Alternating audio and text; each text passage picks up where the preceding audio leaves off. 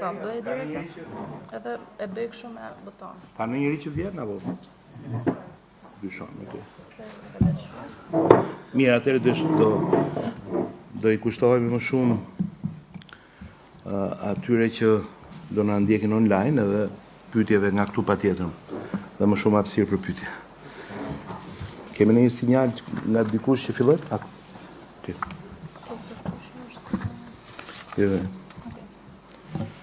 Atëherë, mirë dita të gjithëve, është pak e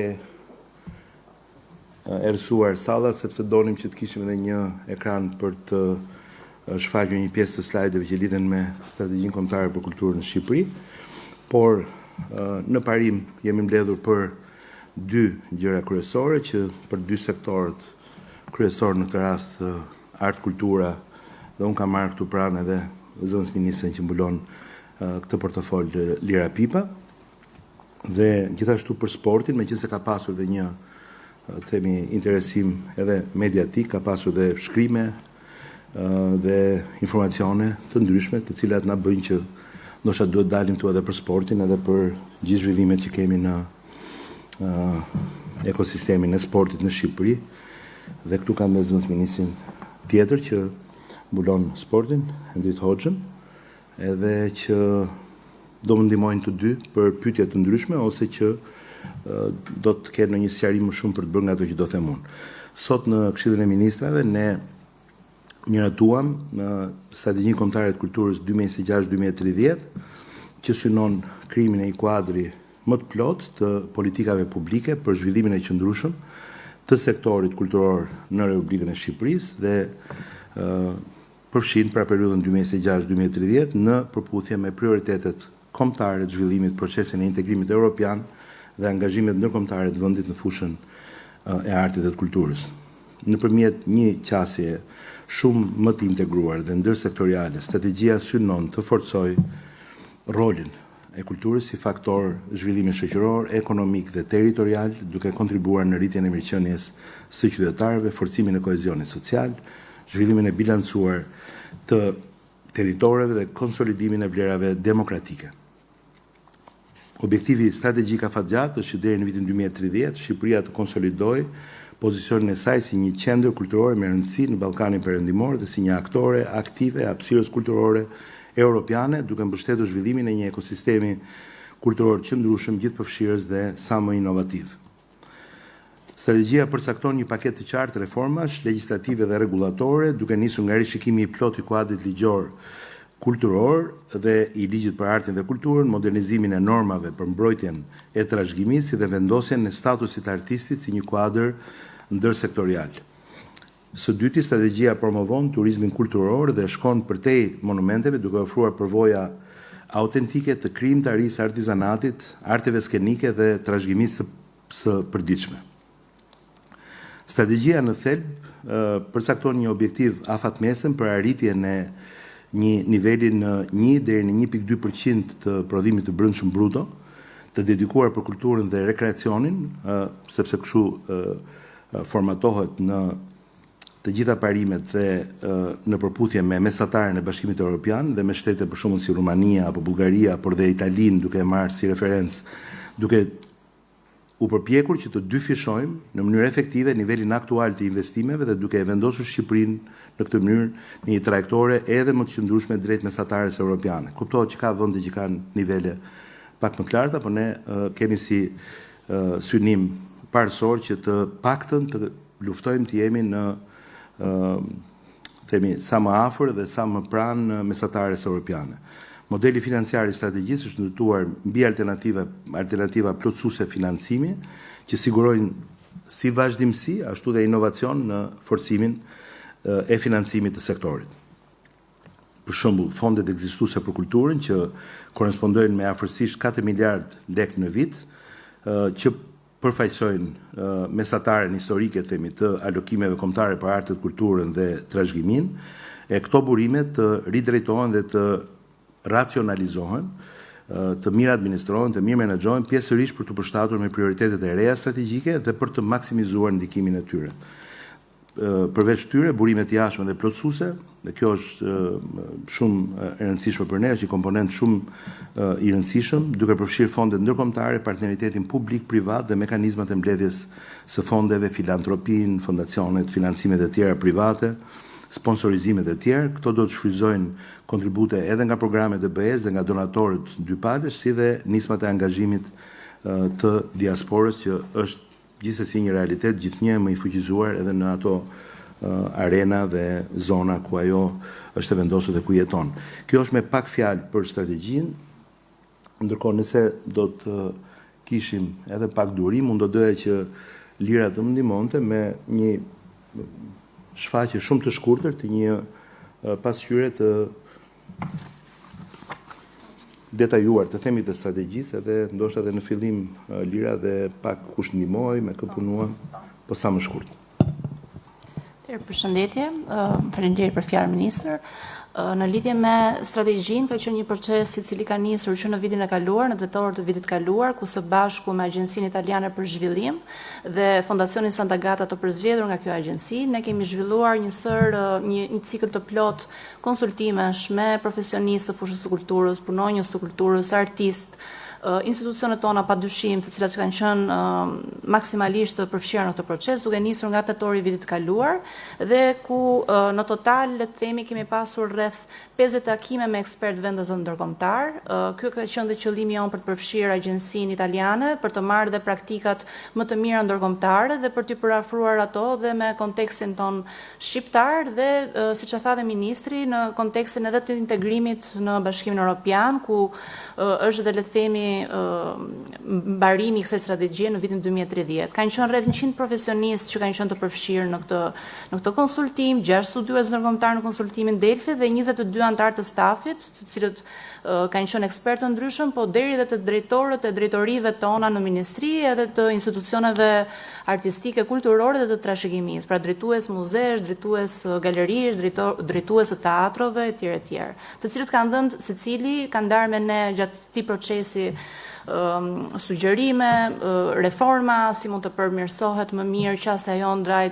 ndaj sektorit kulturor, dhe kjo ka qenë një punë që është bërë paralelisht edhe me shumë reforma që ne kemi nisur që këtë vit faktikisht, siç ka qenë dhe rishikimi për ligjin e artit dhe kulturës, që është një proces i cili ka nisur dhe ku ka në fokus edhe ato që strategjia faktikisht piksynon, një fokus më të qartë edhe për artistët, ku është fjala edhe për statusin e artistëve, si mund t'i mbështesim më shumë individ, profesionistë të lirë, profesionistë të rinj, të cilët mbarojnë Universitetin e Arteve dhe që duan të gjejnë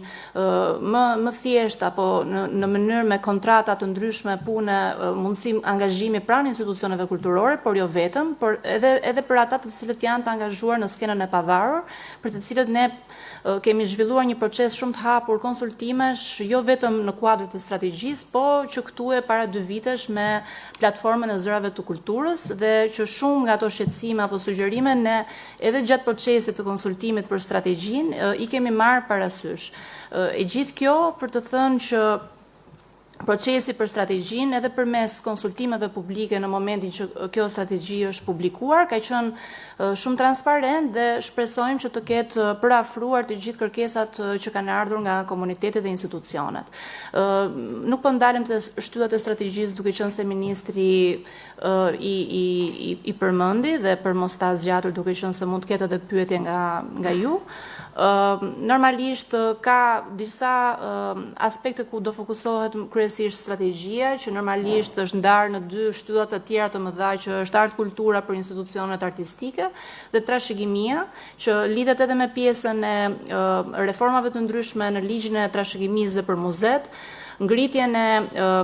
skemën e kompensimit mujor për bartësit e trashëgimisë kulturore, që lidhet kryesisht për bartësit e trashëgimisë kulturore materiale në bashkëpunim edhe me bashki, duke qenë se shumë artizan, dhe kjo ka qenë një nga kërkesat që ne kemi pasur dhe në takime të ndryshme, të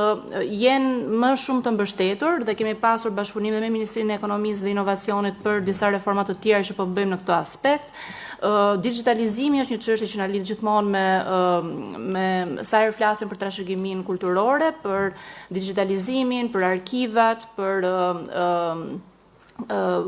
mbledhjen e këtyre informacioneve në një mënyrë digjitale edhe për vizitorët apo për qytetarë të ndryshëm, por edhe pjesa e rjetëzimit më të gjerë të biletimit në përsitet tona kulturore, që normalisht na ndihmon dhe ne të jemi edhe më transparent, por të gjurmojmë edhe më qartë sa turistë vinë, si janë oraret e tjerë, për të cilat ne po punojmë dhe paralelisht. Disa të tjera normalisht janë dhe me sugjerime që kanë ardhur nga grupi punës që ka punuar për një forum kombëtar për turizmin kulturor dhe të qëndrueshëm, duke qenë se jemi edhe një ministri që i mbledh të gjitha këto komponent. Pikësynimi i strategjisë është që të fuqizojë dhe turizmin kulturor, duke qenë se një pjesë shumë e mirë e turistëve që vinë në Shqipëri duan të vizitojnë qendrat tona kulturore, duan të marrin pjesë në evente, duan të dinë, të informohen paraprakisht kur ka aktivitete dhe një kalendar kulturor, qoftë institucioneve, por edhe të organizatorëve ndryshëm privat, të cilët bëjnë shumë koncerte dhe aktivitete të ndryshme ku turistët mund të vinë, dhe kultura në këtë strategji shihet shumë si një ekonomi praktikisht, pra si të shihet përveç se si një komponent që lidhet me identitetin ton kulturor, që ne duhet investojmë gjithmonë, edhe në mënyrën se si ne mund të përftojmë më shumë të ardhura në funksion të mundësive më të mëdha të punësimit për artistë dhe përfaqësues të industrive kulturore, por edhe për të përfituar më shumë si vend në këtë sens. Patjetër që të gjitha këto, normalisht një strategji e tillë 5 vjeçare ka shumë komponent, ka një plan veprimi shumë të detajuar, që ne menjëherë me këtë miratim që ka ndodhur sot, do ngrejmë grupet e punës në ministri për të patur dhe një gjurmim dhe një ndjekje më të qartë të hapave që do duhet të ndjekim, sepse disa prej tyre ne, siç e thash pak më përpara, i kemi nisur, por patjetër që janë sugjeruar dhe ide të reja të cilat kanë nevojë të punohen dhe për të cilat duhen ekip, njerëz të trajnuar që të dinë dhe të punojnë me këtë pjesë. Këto janë instrumentet institucionale dhe digjitale që pak a shumë i përmenda, disa nga reformat u cekën dhe pak më përpara që është statusi i artistit, një model më i mirë mbrojtje në trajt sigurime shoqërore ose punësimi edhe për punonjësit që janë sot punonjës të teatrove dhe të institucioneve kulturore, pasi ne dim që ata që janë të punësuar në këto struktura nuk operojnë njësoj si pjesa tjetër e administratës, punojnë me orare të ndryshme, punojnë të shtunë të dira kur kanë shfaqje për të bërë, duan të kenë një ndjesi mbrojtje, por gjithashtu dhe një sens vlerësimi për kontributin e tyre, duke qenë se që në vitet e para të tyre, që në klasë parë, klasë 2, ata shumë prej tyre fillojnë shkollën e baletit, shkojnë në licen artistik, pra është një investim shumë i madh në jetën e tyre që ne do duhet t'ia kthejmë mbrapsht në shumë forma të ndryshme. Pastaj patjetër me aspektin e trashëgimisë kulturore, ministri edhe kur kemi pasur aktivitete të tjera e ka theksuar përkullat tradicionale në Shqipërinë e Veriut, që është një reformë që ka nisur dhe që shihet pak edhe një fokus në veriun e Shqipërisë për pjesën e trashëgimisë, përmirësimi i rrjetit të muzeve, ku është lançuar para 2 javësh edhe rilindja urbane 2.0 dhe ku është diskutuar ngritja e rrjetit kombëtar të muzeve, ku është nisur një punë edhe me ministrin e pushtetit vendor për një bashkëpunim më të mirë me bashkitë për të rritur numrin e muzeve, por jo vetëm, për të përmirësuar dhe eksperiencën e disa nga muzet ekzistues, duke qenë se ka nevojë për investim, për reforma, për struktura, për promovim më të mirë që turistët kur vinë të kenë mundësi të vizitojnë pse jo dhe muzet, dhe është një nga pikat më të forta që kjo strategji ka. Kulturalbin është një nisëm që ne kemi nisur që vitin e kaluar dhe që do vijoj patjetër dhe është një nga shtyllat kryesore diplomacia kulturore për të ngritur dhe për të ndërkombëtarizuar më shumë Shqipërinë, por dhe për të mbështetur artistë shqiptar, qoftë trupat këtu apo dhe artistë ndryshëm që duan të përfaqësojnë Shqipërinë në një treg ndërkombëtar. Aktivizimi i këshillave të artit do jetë një tjetër reformë që ne do jetë edhe pjesë e ligjit të artit kulturës dhe ka qenë edhe një nga propozimet që na ka ardhur nga konsultat, që të kenë një vlerësim më të qartë, më objektiv dhe më të drejtë ndaj projekteve të ndryshme artistike, të cilat aplikohen pranë institucioneve ndryshme kulturore, dhe me qenë se jemi të institucionet kulturore, një aspekt i rëndësishëm është dhe autonomia e tyre dhe një qeverisje më e mirë institucioneve kulturore që janë varësitë ministrisë, këtu përmendim teatrot, institucionet që lidhen me qendrën kulturore të fëmijëve, për të cilat po punohet një plan menaxhimi. Galeria Kombëtare e Arteve në momentin që do hapet do ketë një plan të ri menaxhimi, në mënyrë që të kenë mundësi të përthithin të ardhura nga shërbimet ose vizitat apo shfaqjet që bëjnë, por dhe të kenë mundësi të financojnë pse jo programe të tjera, pa që vazhdimisht të varur vetëm nga buxheti i shtetit në këtë rast. Dhe një komponent i rëndësishëm, sigurisht, pasi gjithmonë pyetjet lidhen edhe me pjesën financiare, dhe kjo strategji është e konsultuar me të gjitha ministritë e linjës, normalisht me Ministrinë e Financave, për të parë dhe një program se si do shtrihet në këto 5 vite dhe si do jetë edhe impakti i buxhetit të shtetit. Ne synojmë me të gjitha ligjet, reformat ligjore, të cilat janë të domosdoshme, pa të cilat ne nuk kemi dot një frymarrje tjetër, të përthithje më shumë mundësi edhe nga tregu privat, përmes ligjit të sponsorizimit siç e përmendi dhe ministri, por edhe sipas mundësive për të dalë përtej kornizës buxhetore të shtetit, që institucionet kulturore kanë shumë të domosdoshme, por dhe artistët gjithashtu, që të ndihen gjithmonë të mbështetur. Besoj që normalisht komponentët e tjerë, por që këtë prezantim ne do ta ndajmë të gjithë, mund ta përcjellim dhe ka patjetër komponent që lidhen me gjithë përfshirjen, me kategori të ndryshme, që nga fëmijët, grup moshat, aksesueshmëria që lidhet me bashkitë, po dhe me zonat më rurale, të cilat nuk e kanë njësoj aksesin me qendrën, dhe ku do ketë një bashkëpunim më të mirë midis nivelit ministrisë dhe bashkive për të patur edhe pse jo financime të përbashkëta, programe të ndryshme që të ketë një zgjerim më të gjerë. Këtu është tipologjia veprimeve, siç mund ta shihni edhe në ekran. Është goxha e detajuar dhe pak a shumë të gjitha piketat dhe besoj janë të adresuara, për të cilat ne sigurisht synojmë që në rastin më të mirë të gjitha këto të realizojmë brenda një afati 5 vjeçar dhe që po punojmë, dhe besoj që kjo na jep edhe një lloj, ky miratim i sotshëm na jep edhe një pozitivitet që të vazhdojmë përpara të gjithë planin që kemi gjithë këto muaj që po punojmë. Plani veprim. Okej, atëherë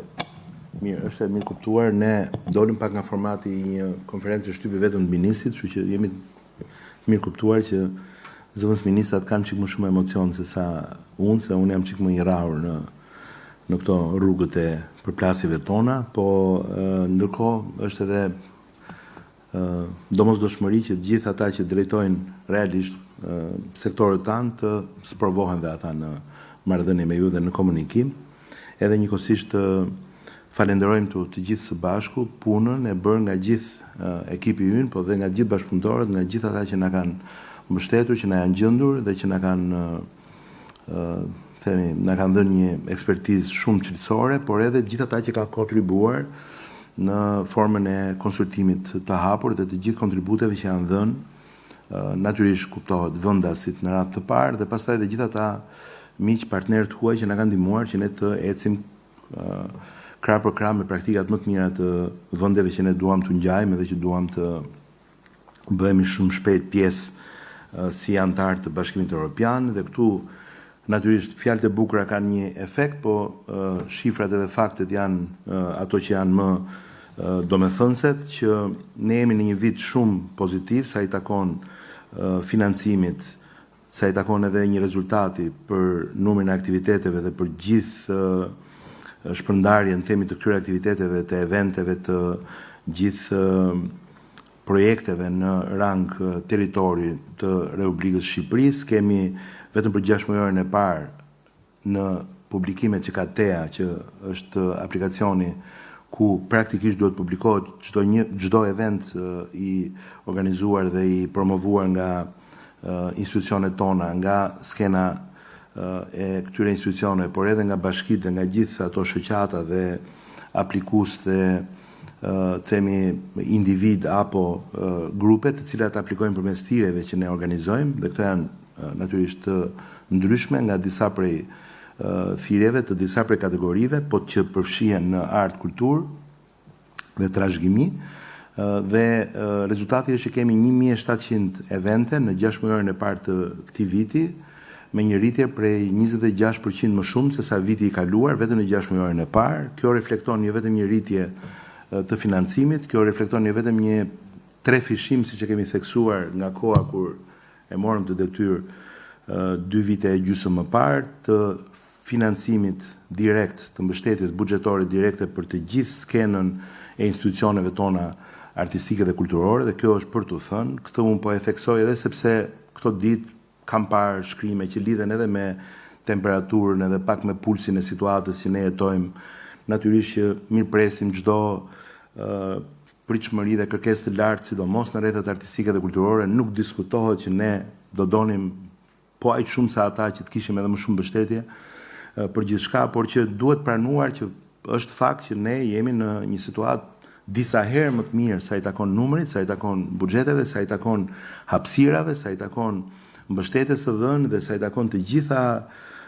themi praktikave dhe procedurave nga pikpamje edhe transparente, por edhe të hapura, edhe pa asnjë lloj diskriminimi dhe pa asnjë lloj subjektiviteti dhe pa asnjë lloj të themi selektiviteti në kuptimin e gabuar të fjalës ndaj atyre që kanë qenë klientët tanë në një farë mënyrë, ose që kanë qenë ata që janë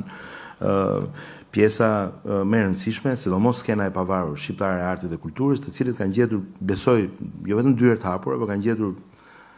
njerëz të motivuar, zemra të hapura, kanë gjetur një institucion në kuptimin e Ministrisë tashmë të Turizmit, Kulturës dhe Sportit, por edhe të gjithë institucioneve tjera të varësisë, ku mund të theksoj disa prej tyre që kanë programe të tyre të thirrjeve. Ne si vjet kemi ecur edhe me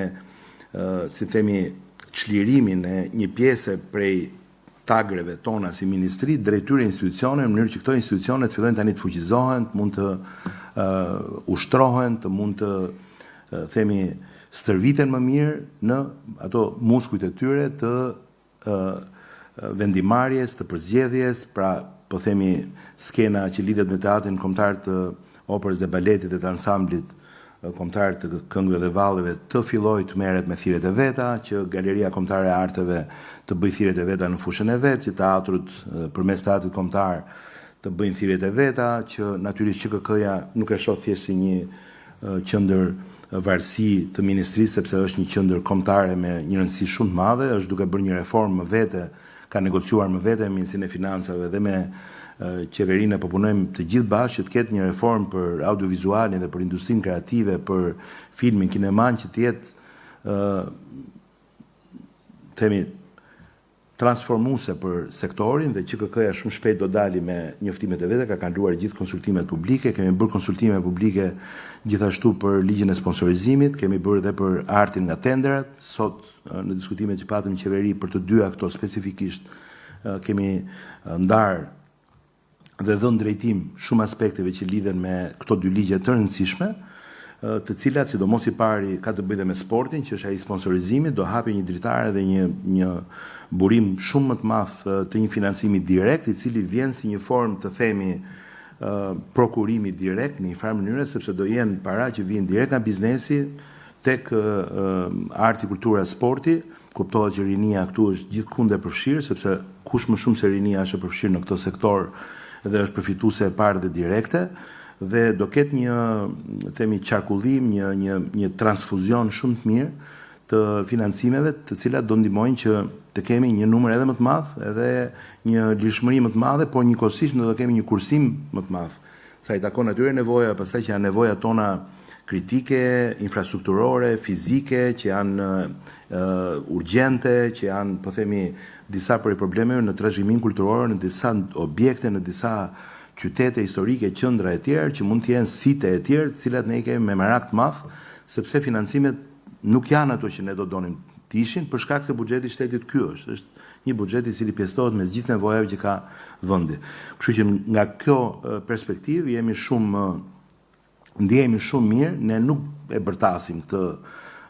sukses, nuk është se është për të rrahur gjoksin, por është një situatë që duhet thënë që është shumë më normale dhe më e mirë se sa që kemi gjetur pak vite më parë, dhe është një situatë e cila premton. Tani kemi edhe një motivim më të madh me strategjinë. Strategjia Lira e përmendi pak shumë shumë themi lehtë, që në fakt ka qenë negocim jo i lehtë me Ministrinë e Financave, sidomos me Ministrinë e Financave, sepse kjo strategji është detyruese për institucionet dhe nga çdo pikpamje do të jetë udhërëfys, por dhe një themi angazhim dhe një themi premtim tashmë zyrtar i qeverisë shqiptare për politikat dhe për reformën që do ketë ky sektor dhe për mbështetjen financiare buxhetore që ky sektor do duhet të marrë nga shteti shqiptar. Kështu që këtu, nëse do të lutesha për diçka, do lutesha që në radhë të parë ata që mbulojnë direkt fushën dhe sektorin të marrin kohën, nëse nuk e kanë bërë të gjithë gjatë konsultimit, dhe nëse do munden ta kuptojnë dhe nëse ka pyetje të tjera të na thoni dhe ne jemi të gatshëm që të shpjegojmë dhe sqarojmë dhe më shumë nga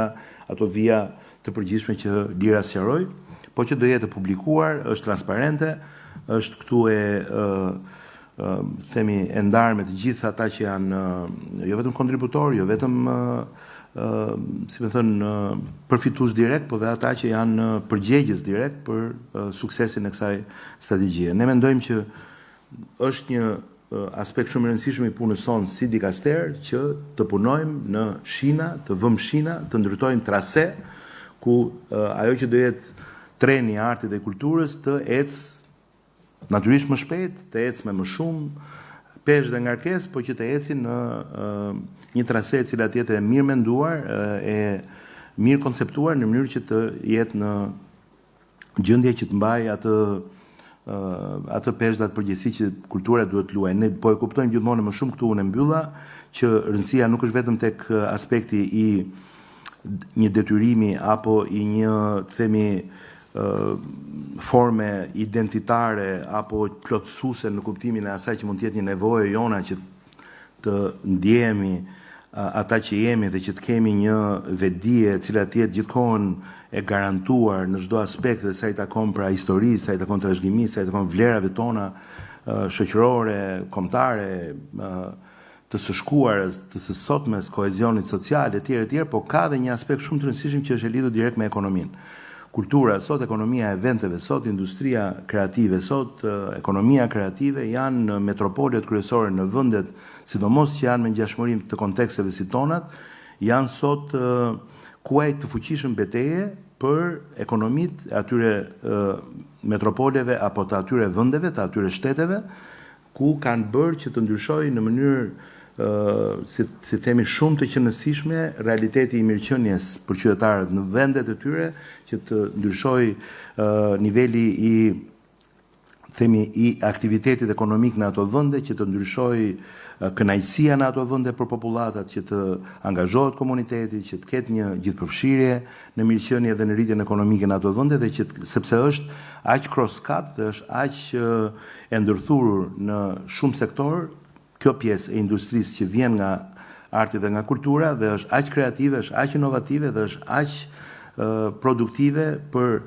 njerëzit e vendit, natyrisht edhe gjithë ata që jetojnë në këto vende si huaj apo si themi rezident të përkohshëm, të cilët mund të jenë nomad, të cilët mund të jenë krijues, mund të jenë njerëz që vinë për projekte, mund të jenë ata që vinë për të bërë filma, mund të jenë ata që vinë për të prodhuar themi produkte të caktuara që mund të jenë të industrisë dhe krijon një efekt shumë të madh zinxhir pozitiv në ekonomi. Këtu shtoj dhe ekonominë e eventeve. Ne patëm një shembull që ishte ai i shumë përfoluri i eventit të madh të Kanye West, që nga analizat tona na ka dhënë një impakt ekonomik edhe pse i bullizuar, edhe pse u luftua ashtu si u luftua për mendimin ton padrejtisht, edhe pse u minua, u sabotua, u godit për inat të si me vjere dhe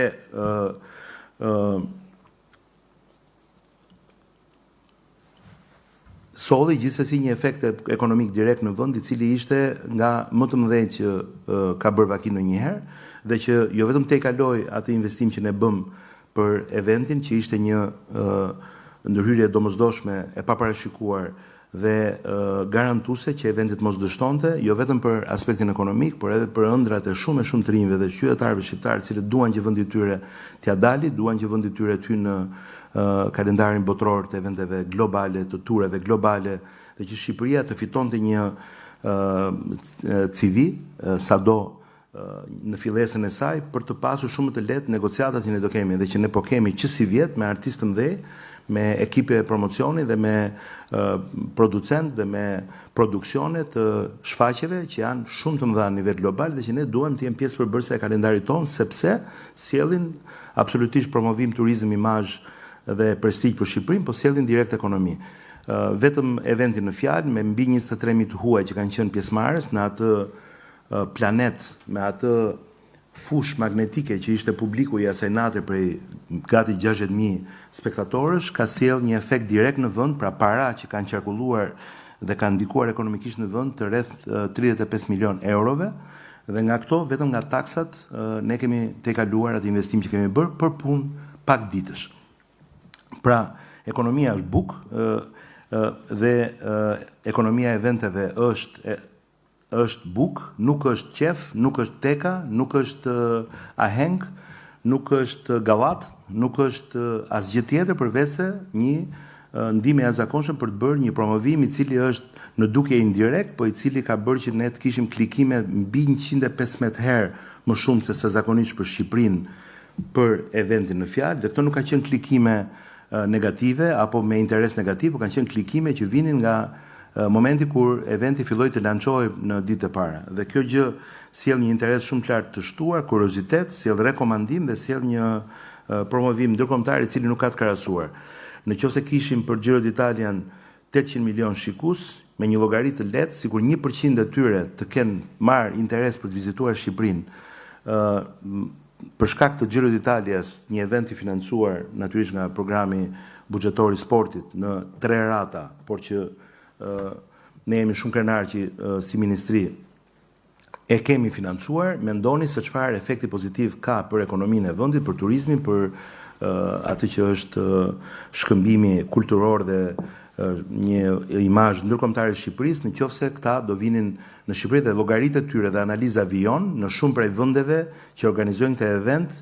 dhe në Europën lindore më pas është organizuar në Hungari, dhe në Hungari i njëjti event për të njëjtën themi ofert promovimi, për shkak se Hungaria është më e madhe, popullat më të madhe, me më shumë nevojë për promovuar veten e vet, është paguar një fi rreth 24 milion euro nga fija që ka paguar Shqipëria, që ka qenë natyrisht shumë e vogël. Pra vendet sot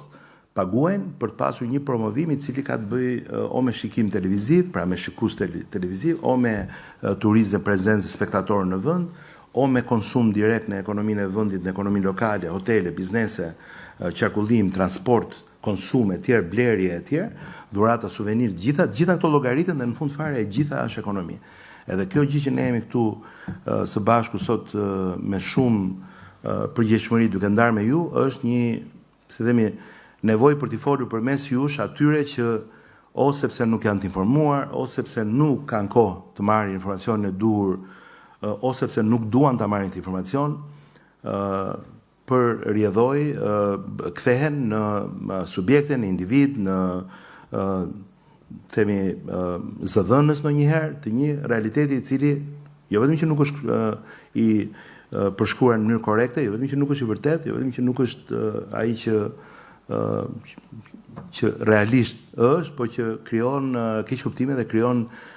dyshime, spekulime dhe përkeqëson besueshmërinë e punës që ne po bëjmë, por përkeqëson besimin që kanë ata ndaj institucioneve dhe ndaj këtyre projekteve dhe ndaj këtyre strategjive dhe ndaj këtyre përpjekjeve që ne gjithë bëjmë, që ne t'i çojmë gjitha këto në një drejtim që është ai i interesit publik. Ai i interesit përgjithshëm publik të vendit tonë dhe një vend i cili të gjeneroj një gjallëri jete kulturore, artistike, një gjallëri jete sportive, eventesh e tjerë, dhe një gjallëri dhe një mirëqenie në të gjitha nivelet që lidhen me ato sektor që ne kemi në përgjegjësinë tonë. Kështu që ju lutem shumë, nëse keni pyetje, ndjehuni të lirë për pjesën e parë dhe pas kësaj konference ta ndani materialin dhe të mund ta ndiqni materialin dhe ta lexoni atë dhe ta shikoni dhe ta analizoni dhe nga ana juaj. Oliverda Almuqa nga MCN Televizion. Zoti Minister, pse ja faturoni rënjen në turizëm nga qershori mbrapa protestës? A ka një argument ministria për këtë dhe ju përmendët 35 milion euro që kanë ardhur nga koncerti i Kanye West. Si është ndarë kjo? Mund të na jepni pak më shumë detaje për ta amortizuar në një farë mënyrë gropën që është bërë në turizëm? Dhe së dyti, sa i përket transportit në zona turistike, duke qenë se ka qenë një problem dhe ju keni thënë vazhdimisht që po merren masa. Çfarë është bërë këtë sezon, duke lidhur sigurisht pastaj edhe me cilësinë e ujrave lares, duke marrë parasysh që në raportin e fundit të Agjencisë Europiane të Mjedisit ne rezultojmë shumë keq madje të fundit me 26.3% ujra të ndotur. Faleminderit. Atëherë, duke e nisur nga e para, është fakt dhe është një shifër edhe ajo në vetvete kokëforte që nuk ka se si ta kundërshtojmë dot që kur kemi të bëjmë me të njëjtin vend, me të njëjtat kushte, afërsisht përveç me një ndryshimi klimaterik i cili është vetëm pozitiv se përmirësohet klima duke ardhur vera dhe nuk përkeqësohet, pra jemi i njëjti vend, të njëjtat njerëz, të njëjtat shërbime, të njëjtat destinacione, atraksione dhe nuk mundet dot që deri në maj ne të vim me një crescendo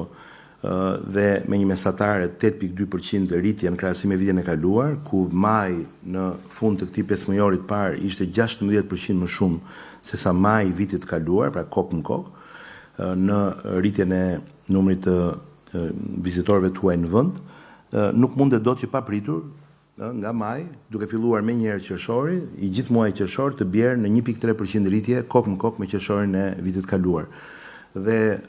të jetë një ulje në rritjen e pritshme dhe në rritjen që deri në maj e kishin faktike mbi 12 herë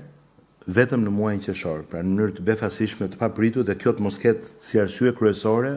të paktën si një indicje kryesore, situatën politike dhe situatën që lidhet me protestën dhe këtu është pa asnjë konotacion gjykus ose po themi që të hymë në hakun e protestës, por ama ky është fakti. Ne e dim që turizmi është shumë i lidhur me perceptimin, është shumë i lidhur me ndjeshmërinë, është shumë konkurrues si sektor, është një sektor që nëse merr disa informacione mbi një herë, dy herë, një bllokim, një shqetësim, një perceptim që mund të vinë nga një postim që është i egzageruar dhe unë për këtë kam folur shpesh që a është e nevojshme të tendoset korda kaq fort, a duhet çuar përtej masës edhe kur bëjmë protest, a ka nevojë që kur ne bëjmë protest dhe e bëjmë këtë në mënyrë qytetare dhe e kemi thënë atë që duam të themi, pse duhet ta bëjmë pastaj që në 1, 2, 3 momente kjo të jetë nga një pakicë shumë e vogël, shumë e vogël, të jetë të lejohet të shkojë në dhunë. Dhe këto ngjarje pastaj amplifikohen me një forcë të jashtëzakonshme, kur ka një makinë me presion ujë apo kur ka një themi perimetër policor i cili fillon proporcionalisht pastaj detyrohet të forcohet sepse duhet mbrohen edhe policët kashi sendeve të cilat nuk kanë qenë vetëm sendet lehta, por kanë qenë edhe sendet forta, kanë qenë dhe gur, kanë qenë dhe pllaka. Dhe kur vjen momenti që kjo pastaj, kjo përballje kthehet në një fotografi të këtij dramaticiteti, atëherë ata që na shohin përtej mediumeve dhe online dhe në gjithë themi rrjetet sociale e tjerë, kuptohet që thonë, jo, unë para Shqipërisë zgjedh Malin e Zi, apo shkoj në Greqi, apo shkoj në një vend tjetër që nuk i kam dyshimet se mund të kem një problematikë që lidhen me hoteli, me rezervimet e tjera, me këto, me rendin e tjerë, me qetësinë. Mos harrojmë që patëm edhe deri tentativa të papërgjeshme, shumë gabuara, megjithëse nuk kemi parë asnjë ndjes deri tani, të një sulmi ndaj subjekteve dhe ndaj ekonomisë së mikpritjes, ndaj strukturave akomoduese dhe strukturave më të mira që ne kemi në Shqipëri, shqiptare, të ekonomisë shqiptare që kanë të bëjnë me turizmin dhe me mikpritjen në sulmet ndaj reviewve. Pra domethënë shkon dhe tenton në herë të dali jashtë çdo logjike dhe jashtë çdo arsye. Protesta është protestë, duhet të respektoj edhe të drejtat e tjerëve dhe këtu ishte vetëm fjala për shembull morëm koncertin, pra nëse ne nuk respektojmë të drejtat e gjitha, për çfarë jemi duke thënë se jemi këtu për të drejtat e gjithë qytetarëve. Ka qytetarë që duan të shkojnë në koncert, ka qytetarë që duan të jenë kafe, ka qytetarë që janë në një restorant. a ka mundësi, nëse ne po flasim për turizëm, po mendoni ju të jeni, nuk e di ajo ka ndodhur, të jeni në një lokal diku dhe të jeni me një mik tuaj, të jeni me një partner, të jeni duke bërë një plan biznesi apo duke bërë një bisedë me një kushërinë tuaj që ka ardhur nga jashtë dhe që nuk e ka protestën në agjendën e vet, dhe që është aty me ju apo mund të jetë, ku diun, belg, holandez, francez, si ndjeheni ju në rast se do vinë dikush, do vinë një grup njerëzish tek dera e lokalit, ju thonë çoni nga kafja, servila, ku diun, jeni kështu, jeni ashtu, turp të vi, turp që hani, turp që pini. Këta mund të jenë njerëz që nuk kanë asnjë lidhje me agjendën politike të Shqipërisë, që mund të jenë ulur me ju ose kraj jush. Domethënë kjo është një gjë që nuk mund të bëhet dot, nuk mund të shkohet dot deri në këtë nivel. Tani këto skena janë parë nga njerëzit dhe njerëzit nuk e kanë kollajt, thonë, ne duam vizitojmë Shqipërinë në një kohë sa më normale dhe duam që ta shohim atë vend për atë që ne na kanë rekomanduar të shkojmë. Si mund të shkojmë në një kohë që situata është e tillë që ne nuk po shohemi dot aske filan subjekt, se mos përmend ndonjë emër unë që të kthehet në target. Dhe nuk po shkojmë dot rehat atje se po vikan po na çokan nga veranda. Domethënë kjo gjë është një gjë që duhet ta kuptojmë që unë të paktën jam i detyruar që ti dal përpara dhe unë kam parë lajmëruar këtë gjë. Kemi folur edhe me një grup të rëndësishëm të tur operatorëve, kemi folur me agjenci të ndryshme, e bëm me shumë takt në momentet e para të muajit qershor. I lajmëruam të gjithë që bëni kujdes se kjo lokomotiv shumë e rëndësishme e ekonomisë son,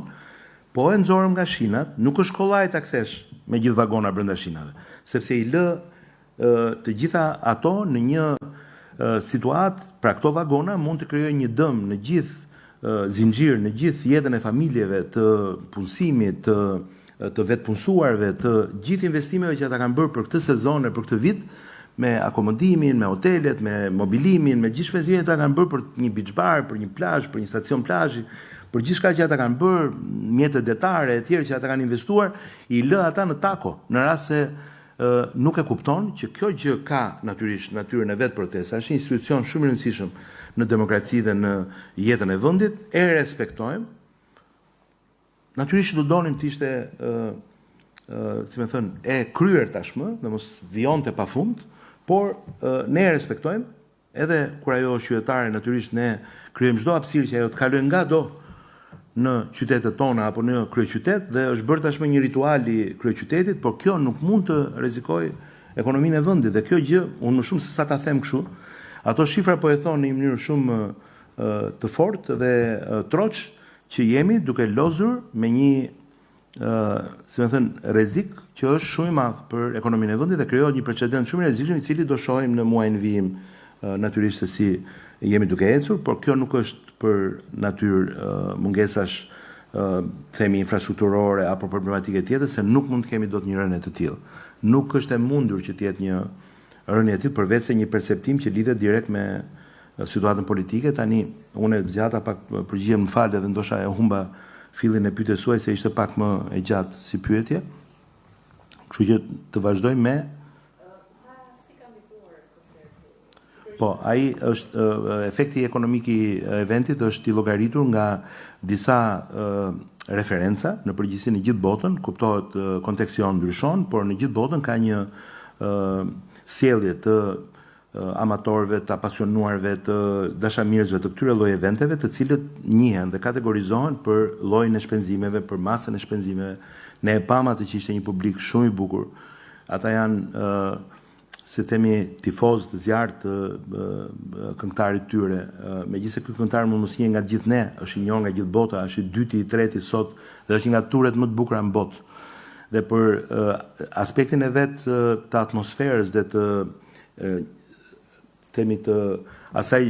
ngjarje që ajo krijoi si eksperiencë në Shqipëri është unikale. Në vitin 2026 është turi më i bukur botror. Cilësohet për zhanërin, për atë që ai performon dhe në këtë aspekt ajo sjell si ngjarje njerëz të cilët janë konsumator cilësor, nuk janë konsumator do si do. Dhe nga sondazhet që ne kemi bërë për ditët e qëndrimit, për atë që ata kanë bërë në Shqipëri në ditët e qëndrimit, për biletën, për atë që ata kanë konsumuar aty, për atë që ata kanë lënë në transport, për atë që ata kanë lënë në akomodim, fjetje, qira, platformat tona në ato ditë u bën të gjitha sold out sa i takon hoteleve, shtëpive. Vetë hotelet patën një rritje të çmimeve që është e natyrshme kur ka evente të tilla dhe është e mirë pritur. Ne e dim që po të shkojmë në Venecia në ditën e hapjes bienales, një hotel që kushton 700 euro do kushtoj 7.000 euro nata. Në Marseille apo në Cannes në ditë e festivalit, një hotel që është 350 euro kushton 4.000 euro. Të gjitha këto janë momente të vendeve ku ekonomia merr një impuls që është ndryshe nga herët e tjera, nuk dëmton komunitetin lokal, por kundrazi. Shqipëria është një vend që distancat janë shkurtra, ne kemi pasur shumë jo rezident në Tiranë që kanë ardhur dhe nga rajoni dhe nga qytetet e tjera, po në përgjithësi vinë edhe tek kushurinë, vinë edhe tek njerëzit e tyre. Nuk janë këta që dëmtohen nga çmimet që rriten. Çmimet e struktura akomoduese të Tiranës u konsumuan nga spektatorë të huaj kryesisht, të cilët na kanë dhënë një impuls shumë madh ekonomik në ato ditë. Këtu është ushqimi, restorantet, dhuratat, gjithçka që ata konsumojnë deri dhe ne kemi pasur rritje edhe në vizitorët e muzeve, të siteve, të institucioneve tona kulturore, e gjithë kjo ka sjell këtë qarkullim. Natyrisht që brenda ka dhe një logjistik, teknik, ka transport, ka punëtor, ka mbi 1.000 vende pune një mujore me minimum 1.000 euro të krijuara, pra sa për një muaj, si për një muaj, sepse është punuar më shumë se 2 muaj në hapësirën në fjalë atje, por ata kanë qenë më shumë në numër, por të kam hequr, kemi zbritur ata që janë punëtorë të huaj, pra impakti llogaritet edhe nga punësimi, edhe pse është i përkohshëm, edhe nga gjithë çfarë është konsumuar me nënkkontraktorët tanë, me gjithë bizneset tona, me gjithë transportuesit tanë, etj. Kanë qenë mbi 300 trailera që kanë ardhur për të sjell mallra që duheshin për këtë event dhe ka pasur punëtor, ka pasur natyrisht të çdo lloj kategorie, po të paguar besoj shumë mirë, sepse është një gjë që bëhet në një moment shumë të shkurtër kohë dhe kërkon shumë organizim dhe koordinim dhe ka qenë nga ana tjetër një eksperiencë e cila është e paçmuar, që është eksperienca jonë si vend që ne jemi të aftë tashmë të themi një promotori që ne bëm dhe këtë, ne bëm dhe një stadium të dedikuar për një event dhe kur Shqipëria do, Shqipëria e del. Dhe e kemi shumë më kollaj tani të negociojmë për çmime edhe më të mira dhe për fi edhe më të mira dhe për këngëtarë që mund të vinë më kollaj në Shqipëri sepse do shohin shembullin e eventit të Kanye West. Në rast se do dështonte, do ishte një dështim shumë i madh. Nga ana tjetër, përfitimi jon, çfarë bëjmë ne me AKT-n apo me disa prej agjencive tona kur promovojmë apo kur ne financojmë turin e padelit apo kur ne financojmë siç thash Giro d'Italia. Çfarë bëjmë ne? Paguajmë disa milionë euro për të qenë në panairin e Berlinit. Pse e bëjmë ne këtë? Për 3 ditë panair me një pavion që është rreth 200 metra katror pavion për takuar një fluks rreth disa mijë personash në një panair që frekuentohet nga rreth 100.000 persona në ato ditë, apo themi si shembull, apo fituri në Madrid. Po pse që ka normale të japim 3 milionë euro në Berlin për qenë host country në një panel 3 ditor dhe nuk qenë kërka normale që t'i lëm të para për të garantuar një event i cili sjell 60.000 veta në Tiranë ditë, kuptohet në spektakël dhe i cili na sjell turistë të huaj të cilët kanë ardhur në Shqipëri për herë të parë në jetën e vet prej Kanye West. Po ndërkohë shohin Shqipërinë dhe fillon një xhiro, një efekt domino pozitiv, rekomandimesh, shokësh, miq, familjesh që ne i kemi intervistuar ata njerëz, ne kemi anketuar ata njerëz, ne e dim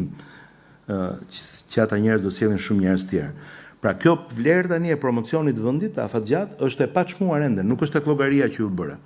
Është ekstra. Të gjitha këto vinë në rast se ne investojmë. Dhe këto nuk janë as pak parat e asnjë spitali,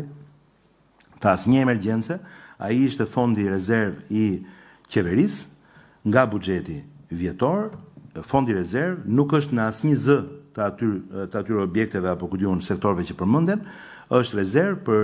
nevoja të paparashikuara dhe urgjente kur ato lindin. Dhe nuk është as pak i përcaktuar në tërësinë e vet për natyrën e shpenzimit që do kryhet. Është i përcaktuar vetëm për këto dy koncepte që ju thash. Nevoja e paparashikuar dhe urgjente. Ne e vlerësuam që ishte e rëndësishme që të ishte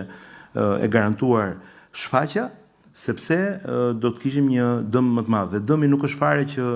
do na binde hunda ne para askujt. Aq më pak para protestës, ky event ka nisur që në shkurt të planifikohet, është angazhuar institucionalisht qeveria shqiptare që në mars me letra, është organizuar dhe janë prerë dhe janë paguar fatura dhe fi të eventit kohë përpara se të ekzistonte ideja e protestës. Dhe ne jemi njerëz dhe përfaqësues të një shteti serioz, ne do të mbajmë të gjitha angazhimet tona seriozisht, ka çdo detyrimi që kemi,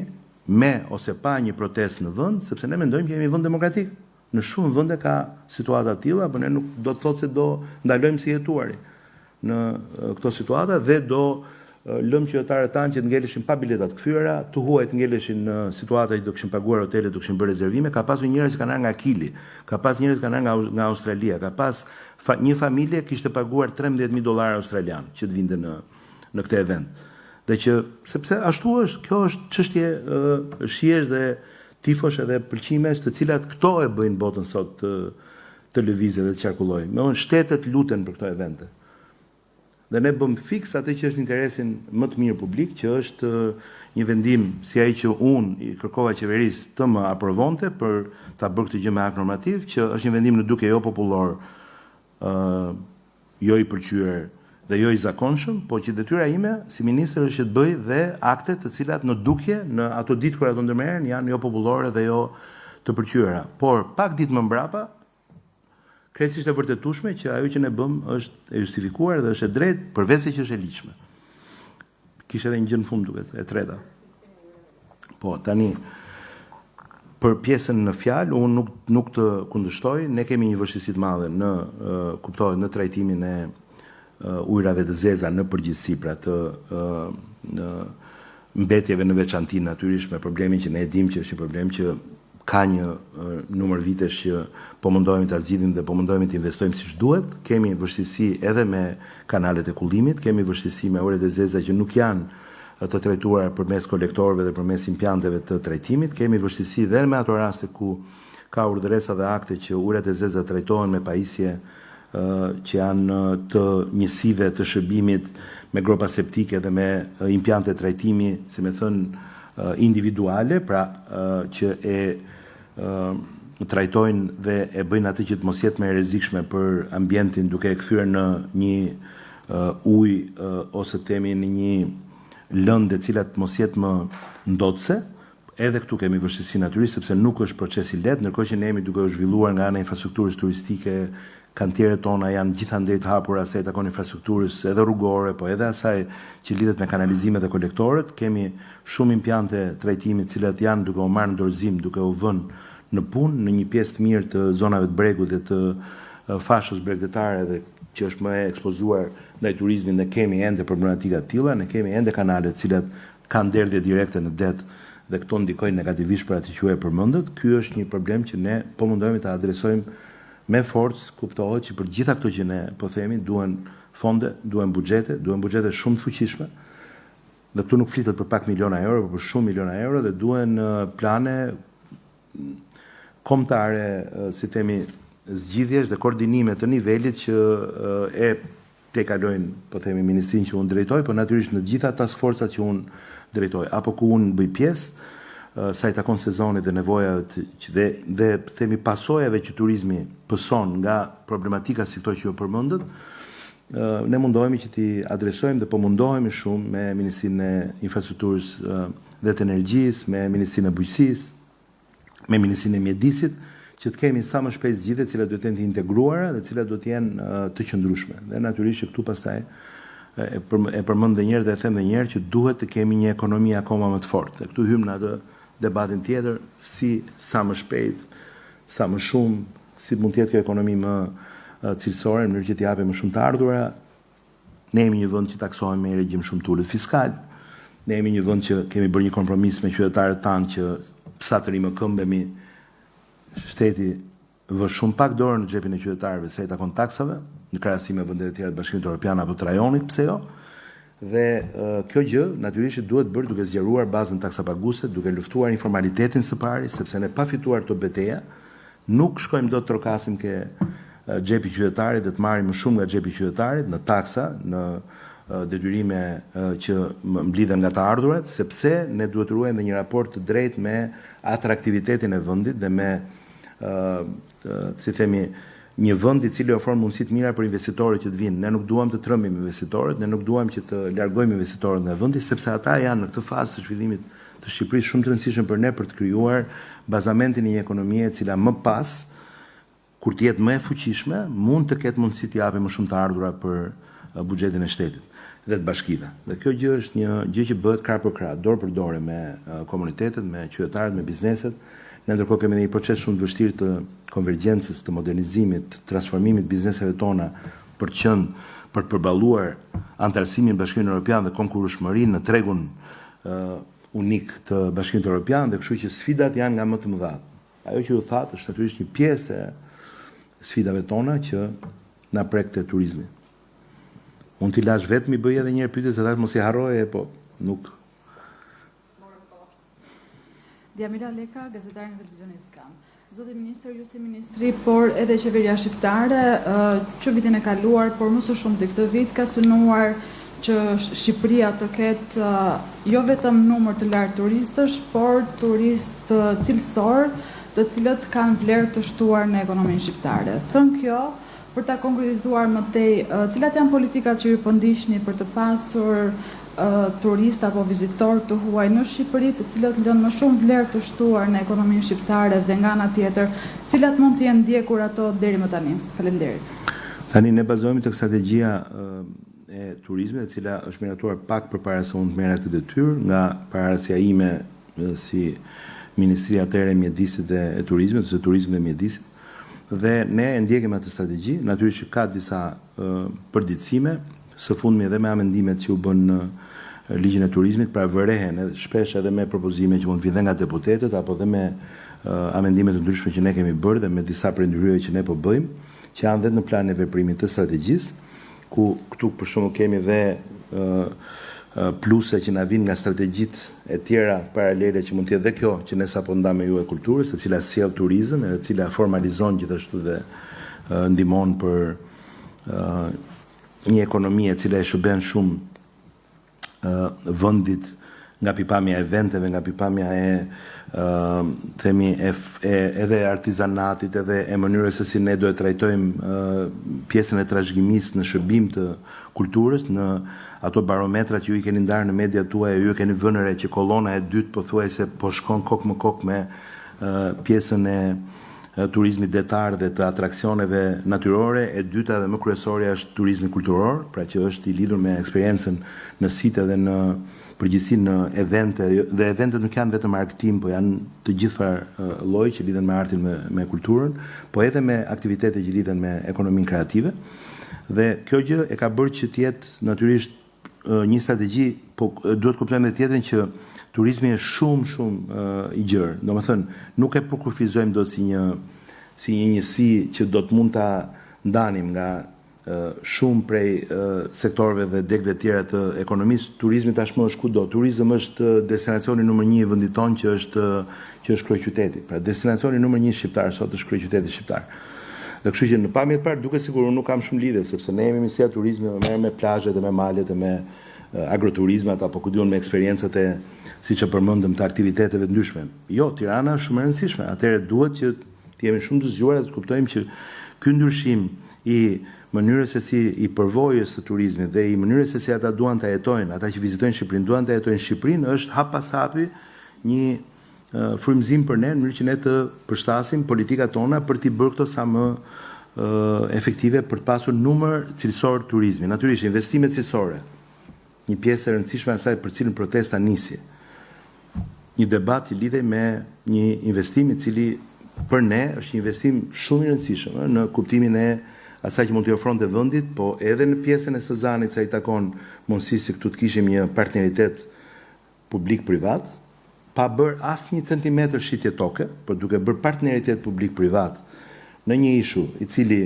mund të ofronte potencial të lartë turistik dhe të një eksperiencë krejt tjetër, dhe pastaj janë dhe rezortet e ndryshme dhe janë dhe strukturat e ndryshme cilësore, elitare të turizmit, të cilat do sillnin natyrisht shumë më tepër ekonomi në zona, mund sillnin një reaksion zinxhir shumë pozitiv në gjithë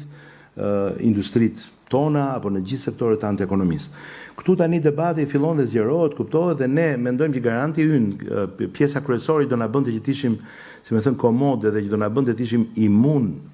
po themi, kuptohet me një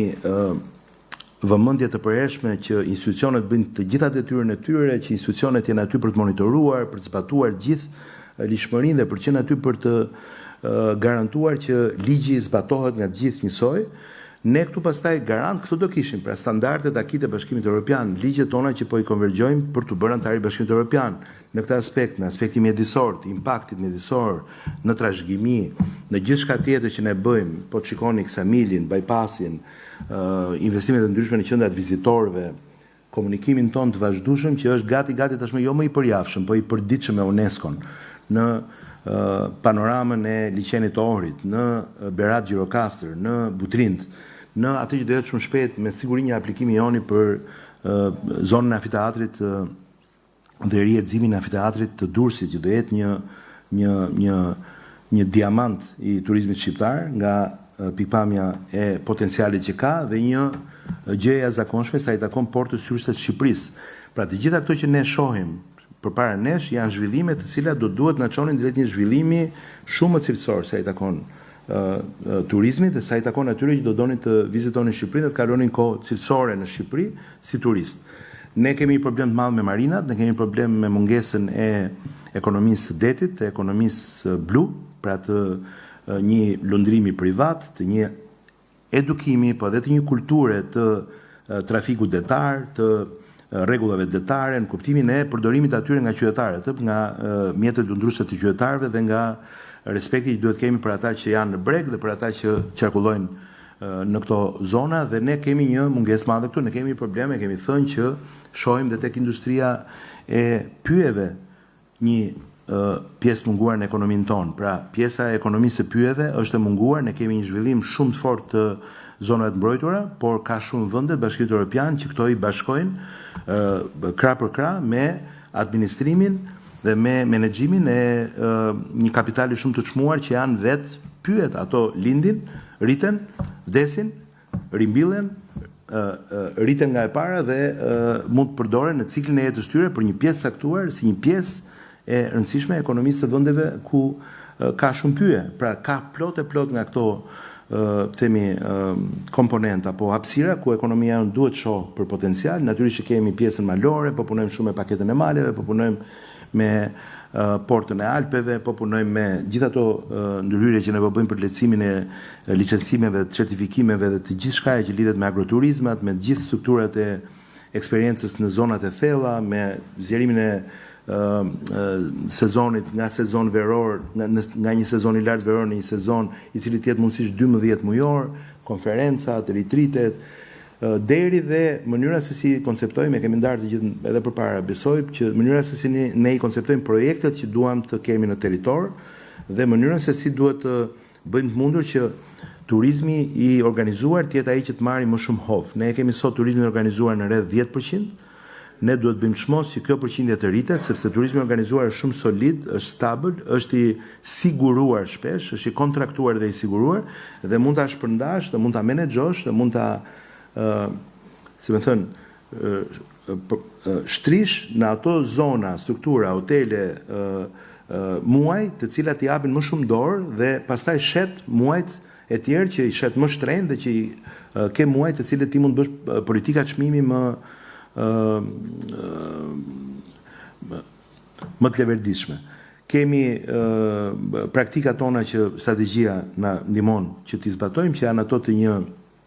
politike oferte destinacionit, të një shikim të destinacionit dhe të zonave si një e tërë, pra duke qenë më, si themi, bashkëpunues me njëri tjetrin, subjektet në këto zona duhet kuptojnë së bashku ofertën. Nuk mund të vish në Sarandë dhe të këpusin në mes të vras taksia. Nuk mund të vish në Vlorë dhe mos dish se si të shkosh në zonat caktuara të interesit që të pëlqejnë, Kala, zona historike e tjerë, dhe si më thënë merr një goditje nga mungesa e një politike të mirë çmimi apo mungesa e informacioni për transportin apo për mënyrën se si ti aksesosh këto zona, për si më thënë, ndonjëherë dhe pengesën që mund të kesh për të shkuar në këto zona. Pra kemi një mentalitet që duhet ta thyejmë, që është mentaliteti lokalist, që turisti është imi, e kam në hotel, nuk duhet më iku vakti, më doli, ne duhet bëjmë çmos që ne ta hapim mundësinë tonë në këtë aspekt, dhe kemi pastaj turizmin ndër kufitar që ka shumë rëndësi, që ne bashkë me vendet që kemi afër duam që turistit të vinë në Shqipëri, mundësisht të ikin nga Kosova, të vinë në Kosovë, të ikin nga Shqipëria. Turisti mos ketë kompleks të zbres Malzi, të vizitoj vendet e rajonit dhe të ikin nga Greqia apo doj, po ama ne të marrin pjesën tonë të sherit nga kjo sasi turiste, sepse turistët që vinë dhe rinë shumë ditë janë ata më të rëndësishmit, po ata duan arsye të rinë shumë ditë. Nuk mund të rinë shumë ditë për të parë një vend i cili nuk i intereson më pas ditës tretë. Pra duhet kemi një kujdes më të madh në këtë aspekt dhe natyrisht investime nga të gjitha krahët për të bërë të mundur që qytetet historike, që qendrat urbane me potencial turistik, ne sapo morëm edhe një vendim tjetër sot në Këshillin e Ministrave që bën disiplinimin tashmë nivel qendror të bllokimit punimeve në sezonin veror, sepse kishte tentativa nga bashkitë, por edhe ky është një aspekt i rëndësishëm, pra i pezullimit punimeve të ndërtimit dhe të aktivitetet të lidhura me to në zona turistike gjatë sezonit turistik aktual dhe që sezonit jetë më i qetë, të jetë i organizuar dhe me standarde të larta dhe që të jetë si me thënë tashmë një përvojë turistike e garantuar edhe më shumë sa i takon qetësisë publike, mjedisit, pluhrave, zhurmës, një ndotje vizuale që mund ndodhi dhe që vendimi zbatohet në brezin bregdetar, në qendrat historike, në zonat e mbrojtura, me funksion turistik dhe në qendrat urbane turistike. Si dhe në teritoре tjera me fluks të lartë turistik që mund t'i përcaktojmë shtesë në një bashk vendimarrje me Ministrin e Pushtetit Vendor. Dhe natyrisht që respekton në të njëjtën kohë një balans të drejtë me interesat e subjekteve zhvilluese, përjashton disa prej punimeve që lidhen me rifiniturat e brendshme, i shton atyre afatin e lejeve për atë periudhë që i pezullon lejet, pra që i pezullon punimet, dhe kjo gjë tashmë nuk është më një humor vetëm i njësive të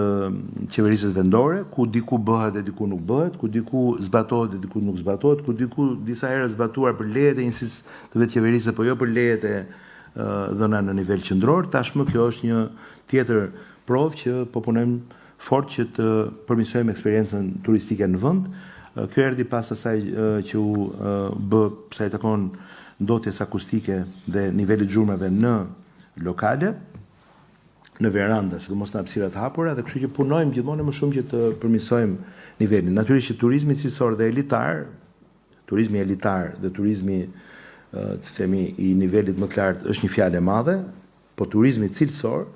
është shumë i rëndësishëm për ne. Duke pas parasysh që nuk duam të getoizojmë asnjë zonë, nuk duam që të ndalojmë aksesin e komuniteteve qytetarëve dhe drejtën e tyre pas akses të plot në këto zona, nuk duam që të krijojmë realitete të cilat janë përjashtuese për ndjeshmëri apo për popullatat tona, por ne duhet të shpjegojmë dhe sqarojmë më shumë përfitimet që ka investimi cilësor, të cilat nuk mund të vinë gjithmonë dhe përherë duke na dhënë kartën e dhomës. Ne nuk mund të kemi dot ndoshta gjithë kartën e asaj dhome, por ne do të kemi në kartën tonë të llogarisë sonë në jetën tonë përfitime patjetër direkte sa i takon punësimit që do kenë këto struktura, pagat shumë të larta, konsumit që ato kanë me produkte shumë cilësore që mund të vinë nga zonat, bujësia në ato zona, shërbimet, artizanati, suveniret, gjithë ata që janë specialist, profesionist, njerëz të cilët mund të marrin paga shumë mira dhe mund të punojnë shumë pranë shtëpive të tyre dhe mund të punojnë për shumë muaj të vitit, dhe jo më hik në Greqi dhe vil qershi ose ulli dhe hajde punon në Shqipëri 2-3 muaj gjatë sezonit turistik dhe pastaj merr plashka prapë dhe hik në Greqi. Pra mund të stacionohemi më gjatë në vendin tonë, mund të kemi oferta më të mira në vendin tonë, sepse ato që bëjmë në vende të tjera mund t'i bëjmë shumë më mirë në vendin tonë, për të qenë kuzhinier klasit parë, për të qenë menaxher klasit parë, për të qenë, dhe nuk është se hotelet nuk kanë vetëm, unë e kuptoj, është ky kompleksi që do marrin kështu, do marrin ashtu dhe do marrin pastruese kështu apo ashtu. Po hotelet nuk kanë vetëm pastruese, hotelet kanë plot pozicione të tjera, të cilat janë të kërkuara dhe të gjithë ata të huaj që vinë në Shqipëri duhet ta dini kanë kosto shumë të lartë për ata që i marrin, sepse duhet t'i gjesh shtëpi, duhet t'i garantosh kushte të caktuara që janë ndonjëherë shumë të larta se sa dikush jeton dhe punon duke jetuar në Jalë dhe duke jetuar në Vuno apo në Dërmi. Dhe kështu që është e pa drejtë që ta keq kuptojmë punëtorin e huaj si një rrezik për mundësitë e punëtorit shqiptar ose të forcës punëtore shqiptare. Po punojmë shumë në çdo drejtim që të përmirësojmë procedurat, që të lehtësojmë procedurat. Në amendimet që u bën në Parlament me propozimin e deputetit Balla ka aty disa prej amendamenteve që flasin edhe për certifikimin, për regjistrimin elektronik të vizitorëve, pra për shumë elemente që janë dhe të strategjisë, por janë dhe hallka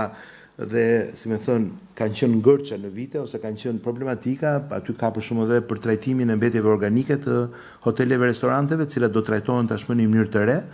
Nuk mund të merren këto dhe të hidhen në çdo orë ditës në koshat e lagjes apo në koshat e mbledhjes me turinave të komunitetit, por që duhet trajtohen veç me një regjim tjetër, me një protokoll tjetër, dhe kjo gjë është një gjë që tashmë është në ligj. Kështu që ka shumë aspekte që po punojmë për të kapur një nivel që kushtet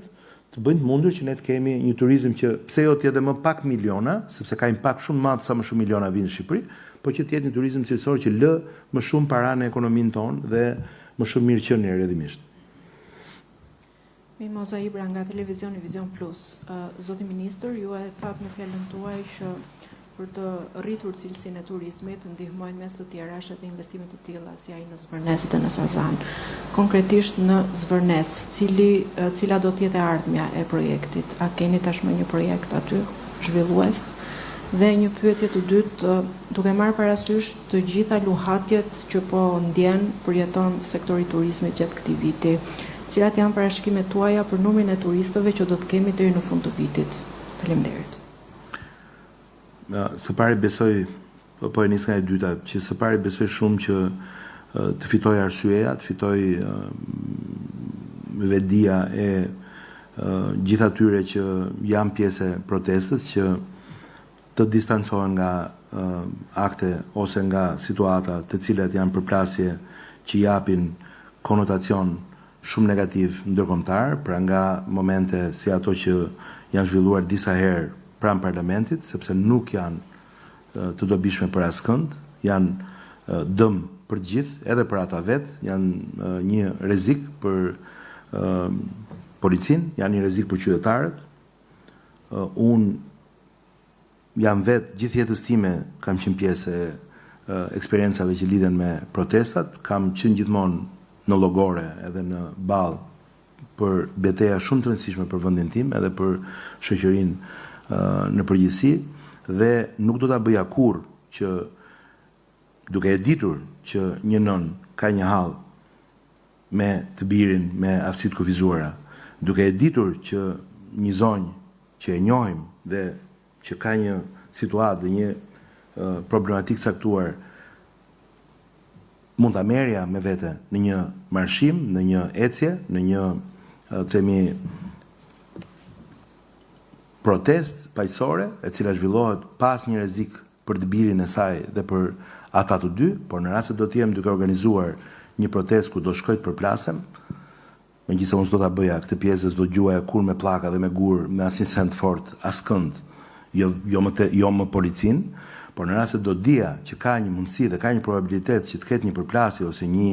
vështirësi e cila mund të krijonte një panik te disa prej qytetarëve që aty kanë qenë në mosha të mëdha dhe që kanë qenë edhe me njerëz që kanë qenë në gjendje fizike apo psikofizike shumë të brisht, nuk do t'i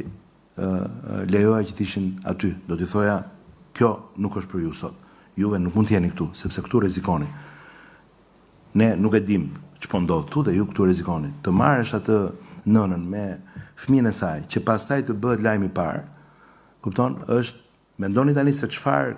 efekti krijon kjo tek të tjerë të cilët nuk i hyn më thellë situatës. Mendojnë që kjo ka shkuar atje ku s'man më, kjo situata, këtu po merren edhe njerëz cilët janë me aftësi të kufizuar edhe po rrezikohen në një protestë popullore, dhe ndërkohë këtu kemi të bëjmë 25 veta, 30 veta, 40 veta, ja bëj 100 veta. Dhe këta duhet të kenë koshiencën, duhet të kenë ndërgjegjen që ta kuptojnë që kjo nuk është Shqipëria atyre viteve kur vërviteshin plumbat mbi rrethimet e institucioneve drejt në lartësi trupi drejt njerëzve. Dhe kjo nuk ka pse të ndodh, sepse dëmi që po i bëjmë atyre zonave aty afër njerëzve, praktikisht rreziku që mund i kanosim atyre, që zona që duhet ishte baçja e turizmit në kryeqytet, që është pjesa e pedonales, që është pjesa e tregut të Kalas, që është pjesa e Toptanësve, që është pjesa e qendrës Toptani, ndër tjera, dhe ajo një qendër tregtare që aty nga zvin që të frekuentojnë. Në vend që të ishim baçja e turizmit qershor, ne atje duhet jemi që të ruhen njerëzit kur kalojnë, sepse se s'din si të kalojnë për shkuar në shtëpitë e tyre, të mbyllen lokalet, sepse natyrisht do mbrohet institucioni i parlamentit dhe nuk mbrohet Blendi, nuk mbrohet filani e Fisteku, mbrohet imazhi i një shteti, mbrohet prestigji i një shteti, dhe ata që e dinë që kjo do vi si pasojë, duhet mendohen. A ja vlen që ta çojmë të histori deri në këtë pikë sa të nxjerrim jashtë loje zonën tregtare numër 1, zonën tregtare turistike numër 1 të kryeqytetit?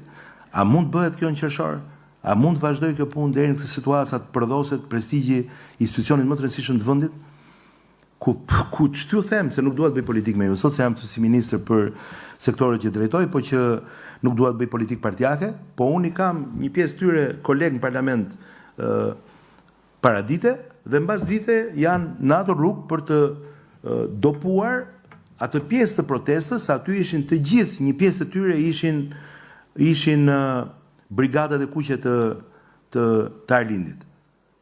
Po t'i merre një nga një ata që shtynin, merrnin, kapnin, edhe të moshuarin, dhe nënën me atë fëmijën me aftësi të kufizuara, edhe te polici, dhe te kjo dhe te ajo ishin, po ç'a janë këta? Këta janë anëtarët e kryesisë apo ku diun vullnetarët e një partie e cila kulmi e ka njeriu në vetë parlament.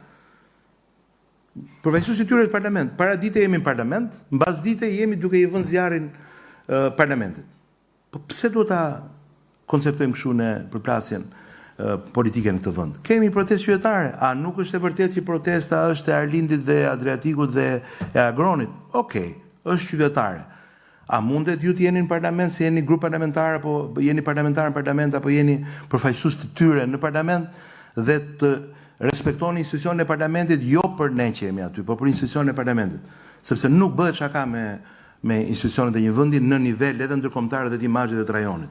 Në një vend si Jonin, në pozicionin strategjik që ne kemi në rajon, me Kosovën që është 2 vjet e ca pa qeveri, me Maqedoninë që ka vështirësitë e veta, me ndjeshmëritë e fqinjit verior të Kosovës që nuk gjen qetësi, me këtë situatë që ne kemi kur jemi kaq në prag të Bashkimit Evropian, kur Malizi dhe ne dhe Greqia më poshtë dhe Kroacia më lart mbyllin përfundimisht Adriatikun dhe e bëjnë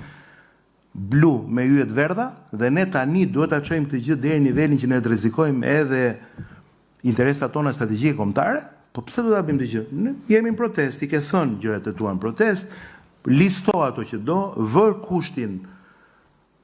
përfundimtar që në rast se nuk zgjidhet 1, 2, 3, 4, 5, atëherë unë kërkoj dorëheqjen tënde. Se ky është një absurd i jashtëzakonshëm. Neve nuk dimë edhe si të përgjigjemi, se është edhe nuk duam, na vjen keq edhe si më thon, ta zhvlerësojmë protestën në këtë sens. Nuk bëhet protestë duke thënë, jep dorëheqjen ti, po ndërkohë më shfuqizo ligjin 1, më shfuqizo ligjin 2, më shfuqizo ligjin 3 dhe më shfuqizo ligjin 4. Kush do të shfuqizojë ligjin 1, 2, 3 dhe 4? Nëse do japë dorëheqjen kandidati i majorancës për kryeministër i votuar në vitin 2025 nga 856.000 qytetar.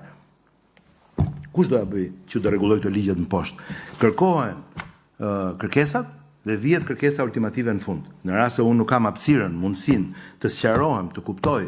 dhe të di si shkohet këto kërkesa dhe ti më pengon, unë dua dorëheqjen tënde. Apo të dikujt, apo të një institucioni, apo të një tjetri. Çfarë është kjo protestë që vjen kështu? Dhe pastaj hajde kur na bie ritmi, kapi nëpër lokale, çoj ata janë lokale. Na bie ritmi shantazho dhe saboto dhe lufto si Don Quixote me Kanye West. Na bie ritmi lufto me ku diun me gur dhe me sendet forta që të bëjmë që këtu përplasja ka shkuar nivele që duhet, sepse duhet ta mbajmë gjallë të gjën. Dhe pastaj vinë brigadistët e kuq të Arlindit edhe bëjmë çfarë? Po çfarë do të bëjmë ne? Çfarë me marksizëm, leninizëm do ta drejtojmë këtë vend ne drejt një aspirate që ne na ka besuar sovrani, po nëse këta nuk e kuptojnë që ne na ka besuar sovrani, për atë aspirat që ne jemi atje, e kupton me gjithë defektet dhe gabimet tona, ata që na kanë besuar kanë zgjedhur ne si garantët e tyre deri në hapjen e radhës. dhe na kanë falur për ato defekte dhe gjëra që kanë, na kanë dhënë votën. Për defekte të tjera rrugës, ne mbajmë përgjegjësi, shkojmë në zgjedhjet e radhës dhe mbajmë përgjegjësi, mbajmë kosto. Dhe këto kosto dalin dhe peshohen dhe maten në sentimentin e radhës, në sondazhe apo në zgjedhjet e radhës. Dhe ne shkojmë në zgjedhjet e radhës dhe atje këta faktor mund të forcojnë rolin e tyre, ndikimin e tyre, mund të përmirësojnë spektrin politik aktual ose mund të jenë pjesë e re e spektrit politik shqiptar. Ç'të bëjmë ne që një pjesë e mirë e madhe e tyre, dërmuese e tyre nuk ka votuar ndonjëherë. Një pjesë janë nën mosh, një pjesë janë që nuk kanë dashur të votojnë asnjëherë, dhe një pjesë janë që nuk besojnë se me votë zgjidhet ky muhabet. Tani si t'ia bëjmë ne kësaj pjese? Ku ishin këta në vitin 2025? Pse nuk ishin këta në vitin 2025 aty ku janë sot dhe para zgjedhjeve të kishin thënë qëndrimin e tyre dhe të kishin folur me sovranin për problematikat e tyre në një mas që ndoshta kishte ndikuar seriozisht sovranit merrte një vendim tjetër. Kështu që ne nuk mund ta mendojmë në Shqipërinë që të jetë në dorë të rastësisë, as në mes katër rrugëve, as pre e ku diun e po të them është qesharake, janë 20-30 çupa e çuna që un po I them kështu në mënyrën më dashamirëse, e kupton dhe pastaj mbrapa janë ata nxitësit të atyre podcasteve, të atyre gjërave që ju I keni dëgjuar vetë dhe ju I dini vetë kush janë. Kanë qenë aty, ai që thot Bjeri është një person I cili del në podcast online dhe thot do ta marrin zvar kryeministrin këtu, do ta heqin këtu, do ta vrasin datë 28, po se vran datë 28 do e vrasin datë 2 korrik. Po do e marrin zvar këtu e do e bëjnë atje. Ky është aty. Tani neve si të bëjmë? Ne çfarë të bëjmë? Me këtë merremi ne, me njerëz të marr, të merremi ne në kuptimin që ai personi që është aty arrin në këtë nivel publikisht, në një qendrim publik. Po a ka një mas tu, a ka një norm tu, a ka një karar, a ka një kufi se si mund të flitet publikisht dhe si mund të nxitet publikisht ndërgjegja qytetare për të arritur ndryshime cilësore për vendin tënd dhe për shoqërinë tënde. Si mund të jemi ne kështu në duart e ekstremistëve dhe radikalëve dhe të njerëzve të cilët nuk njohin as një kufi? Atëherë ne vim ke kjo situatë që jemi, që e vetmja zgjidhje që dim është që t'i drejtohemi këtyre qytetarëve me durim, t'u hapim rrugën kur është e pamundur që ne s'mund t'i shkelim, do t'u hapim rrugën kur ka një moment vështirë, duke rrezikuar dhe policia të mbrojmë institucionet aq sa duhet dhe proporcionalisht për atë pjesë duhet garantohet funksionimi I institucioneve. Dhe ku di unë, pjesa tjetër është çështje që lidhet me pjekurinë, me maturinë, është pjesë që lidhet me përgjegjësinë që këta qytetarë duhet të kenë. E prapë unë më fal se dola pak nga, kështu që më fut edhe një herë brenda në. Një parashikim për numrin e turistëve që prisni. Është një moment që është shumë e vështirë që unë t'ju them shifra, po di t'ju them që tregus kryesor do jetë natyrisht muaji aktual dhe tregus kryesor do jetë edhe natyrisht edhe muaji gusht, por gjithsesi Shqipëria me kapacitetet e veta ka qenë gjithmonë plot në verë. Dhe Shqipëria nuk diskuton të qenurit plot në verë, por Shqipëria do të diskutonte një gjurmë, si thënë një efekt, një përshtypje e cila duhet të shoqëronte sezonin ton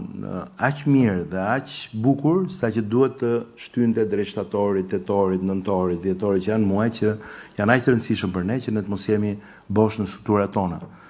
Ata që punojnë në këto struktura, unë theksoj edhe një herë, dhe ne, dhe administrata jonë, të gjithë ne, jemi pjesë e një vendi,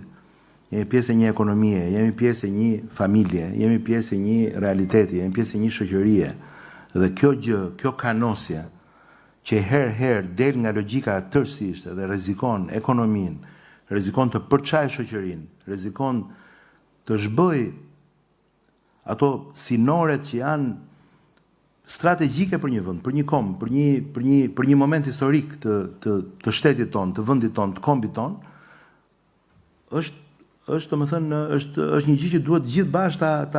ta flasim dhe ta adresojmë dhe ta trajtojmë me shumë seriozitet, sepse këtu është fjala për jetët e gjithë qytetarëve. Administrata shqiptare nuk është një administratë nga Marsi, nuk është një administratë armike. Administrata shqiptare natyrisht është ndikuar nga kjo situatë. Dhe nuk është një racë tjetër që qeveris vendin. Janë vëllezër, motra, çuna xhaje, e fejuara, vllai, nëna, baba, djali i atyre që janë shesh. Jemi të gjithë një racë, jemi pjesë e këtij kombi. Dhe nuk mundet dot që kjo gjë të vi duke zhbër tërësisht sistemin që kemi zgjedhur gjithë bashku që të aplikojmë në vendin tonë, që është i bazuar tek institucionet, dhe është i bazuar tek vota, dhe është i bazuar tek përmirësimi gradual i një procesi, qoftë ai zgjedhor, qoftë ai qeverisës, qoftë ai i ligjë vënies, qoftë ai i sistemeve që janë ato të pavarura, qoftë ai i medias ku jeni ju, që gjithë ne bashkë duhet ta përmirësojmë të gjë me dialektikën që çdo vend ka. Dhe kjo gjë nuk mund të jetë dot që ne të jemi vendi të jetë viktime një ultimatumi të përnaçëm, të paarsyeshëm, i cili ka po rrezikon dhe po vë në pikpyetje siguritë tashmë bazë që janë shumë të rëndësishme në vendin tonë, që është një siguri e cila ka të bëjë me interesin strategjik të vendit tonë. Ne duhet të jemi brenda një kohe shumë të shkurtër antar të Bashkimit Evropian. Të gjitha të tjerat rregullohen brenda shtëpisë. Po kjo e para është kryesore. Tani ne ndetim gjatë na hiku vëmendja nga sporti, nuk e dia a ke diçka tjetër? Kisha edhe një pyetje për projektin në Zvërnec, nëse kemi apo jo, dhe për sa i takon sportit kam një pyetje për ligjin e sponsorizimeve, pas pse është mbajtur peng për kaq shumë vite dhe kur nisi zbatimi. Tani tek e para do të përgjigjem shumë shkurt sepse ne nuk është se kemi një projekt konkret që ta trajtojmë. Çdo gjë është në pikën që është informuar nga vetë kryeministri dhe nga gjithë institucionet e përfshira. Pra aty është një zonë që është pronë private. Çdo kontestim dhe çdo proces ligjor, gjyqësor, ankimus e tjerë që lidhet me pronën nuk ka lidhje me shtetin, pra pa u trajtuar dhe pa u përfunduar këto procese nuk ka se si të quhet që të ketë një status të vlefshëm juridik si pronë që ta aplikoj, me siguri besoj përderisa ka një problematik të tillë, do marrë kohën e vet trajtimi nga ana ligjore e vlefshmërisë së titullit pronësisë. Me të mbaruar kjo gjë, si çdo pronë private në këtë vend, shkohet në AZT, ku aplikohet online në një sistem për lejet e zhvillimit dhe të ndërtimit. Në fazën e aplikimit që ata ishin, që ka qenë për leje e zhvillimi, ka një sugjerim dhe vendim të Këshillit Kombëtar të Territorit dhe të Ujrave që duhet të zhvilloheshte një studim mjedisor i domosdoshëm. Nga ana e institucionit që mbulon mjedisi, pra Ministrisë Mjedisit dhe Agjencisë Përkatëse që mbulon mjedisin, ka pasur një përforcim të qëndrimit tyre që studimi mjedisor duhet ishte madje dhe i thelluar. Dhe jemi në këtë pikë, kur këto të kryen dhe kur këto të plotësohen dhe kur aplikuesi të aplikoj për një projekt në atë zonë, do merret parasysh karakteristika e zonës, të gjitha nivelet që ligji përcakton për mundësitë që zona ofron që të zhvillohet ose jo, dhe e gjithë kjo do jetë pjesë e një diskutimi që do zhvillohet në vijim në bazë të aplikimit që do ketë subjekti privat. Pra kjo është kështu, nuk është një status investitori strategjik, nuk ka lidhje me këtë status dhe është një zonë që është pretenduar se është private. Nuk ka asnjë lidhje kjo me Sazanin dhe me tokën publike në Sazan, pra ishullin e Sazanit, ku ka pasur një interesim i cili është në fazë të herët negocimit dhe nuk ka zhvillime të reja. Tani kthehemi tek pjesa e sportit apo? Po, atëherë për sportin, unë do doja vetëm ndaja disa mesazhe kryesore se ka pasur një ndoshta dhe nga një lloj kështu xhelozie, nëse mund ta quanim, që sporti me drejt ndjen që kërkon vëmendje, shumë. Një pjesë e mirë e aktorëve të sportit e kanë këtë pjesë që kërkojnë vëmendje dhe ndoshta ne duhet të flasim më shumë për sportin, edhe kështu që ne sot edhe Endri është me mua për të dhënë ca mesazhe kryesore që ne për vitin 2026 që ta kemi të qartë të gjë, kemi rritje prej 32% të kontributit buxhetit shtetit për sportin. Nuk po hyn në shifra në lek, por është niveli më i lartë i mbështetjes financiare për sportin ndër vite. Pra edhe këtu ne jemi me rezultate të cilat na bëjnë që ta kemi, si më thënë, kokën lart në kuptimin të paktën që nuk ka asnjë lajm negativ që të mund të vërtetohej në lidhje me financimin apo me mbështetjen buxhetore për sportin. Është dhënë mbështetje shtesë për lëvizjen olimpike dhe për federata sportive, është dhënë përmes aktit normativ të vjetshëm, por me efekt të vitit 2026, fond i shtuar për sportin, ku përfitues direkt janë Koksh dhe Federata Shqiptare e Futbollit dhe disa evente ndërkombëtare që kanë përforcuar mbështetjen dhe për organizatët, po edhe për disiplina sportive, po edhe për promovimin e vendit tonë dhe të aktiviteteve ndërkombëtare, të cilat gjithmonë i lidhin me ndërkombëtarizimin dhe me promovimin i cili sjell edhe turizëm dhe ekonomi. Kemi një rritje me 200% të fondit për sportistët elitar, ku fondi për shpërblimin e sportistëve elitar është rritur përsëri tashmë me aktin normativ që ne bëm para një muaji. Është rimbushur edhe një herë, si më thënë, me ato xhetonat e mirë të bonuseve të shpërblimit të sportit me 40 milion lekë të reja, me një rritje prej 200%, dhe theksoj edhe një herë, fondi për shpërblimet për sportistët elitar, të cilët marrin tituj dhe bëjnë rekorde dhe kapin rezultate të larta, si një vlerësim konkret për arritjet dhe rezultatet e tyre në arenën ndërkombëtare. Dhe këtu pastaj natyrisht që Endri do më ndihmoj që të kemi edhe në një të dhënë më shumë, që unë doja t'ju përmendja vetëm kaq dhe doja t'ju thoja që vetëm si shembull edhe për atë që folim deri tani, pse jepni 2.2 milion euro padelit për sportin? Ç'është ky sport? Po, pati qindra sportist. Kaluam, më duket 1000 pjesëmarrës që ishin së bashku me ekipet dhe së bashku me trajnerët dhe së bashku me stafin dhe së bashku me familjet e tyre. Të gjitha kanë ndetur në hotelet tona për mbi një javë. E gjithë infrastruktura është ndërtuar nga firma shqiptare. Të gjitha pajisjet e ardhura dhe të vendosura në shesë Skënderbej janë sot duke u montuar në një qendër të re padeli pranë Teg, që do jetë një qendër e re që Federata Shqiptare e Padelit do e ketë, do të ofrojë për të rinj dhe për të përmirësuar këtë sport për Tiranën, me programe, me ekipe, me aktivitete e tjera, dhe që është një vlerë e shtuar për sportin në Tiranë. Pra, këto para që ne japim, jo vetëm që ne kanë të dhënë një vizibilitet të jashtëzakonshëm, sepse është sporti me rritjen më të madhe në gjithë botën, padeli. Si puna e Kenny West, 2 këngë dia unë. Unë nuk e luaj padelin, po kjo nuk do me thënë asgjë për ne. Ne mund mos ta njohim një gjë, po ka statistika dhe ka të dhëna të cilat na tregojnë këto që po ju themi. Është një sport shumë ekonomik, i përballueshëm, është në një hapësirë më të vogël, bën shumë më tepër ndeshje, ka një socializim dhe një afrimitet mes të rinjve që është shumë i madh dhe është shumë trendi në botë sot dhe është një sport i cili po zhvillohet në gjithë botën, dhe kjo do thotë që rjeti dhe komuniteti i këtij sporti e rrit shumë mundësinë që ne të kemi dhe një promovim ndërkombëtar në Shqipëri, sa më shumë që ne të rjetëzohemi me aktivitetet. Dhe ne po punojmë me Endritin që të kemi turne të Shqipërisë, Open Albania, Open Tirana, në shumë prej sporteve të cilat ne i shohim me potencial turistik dhe ekonomik, sepse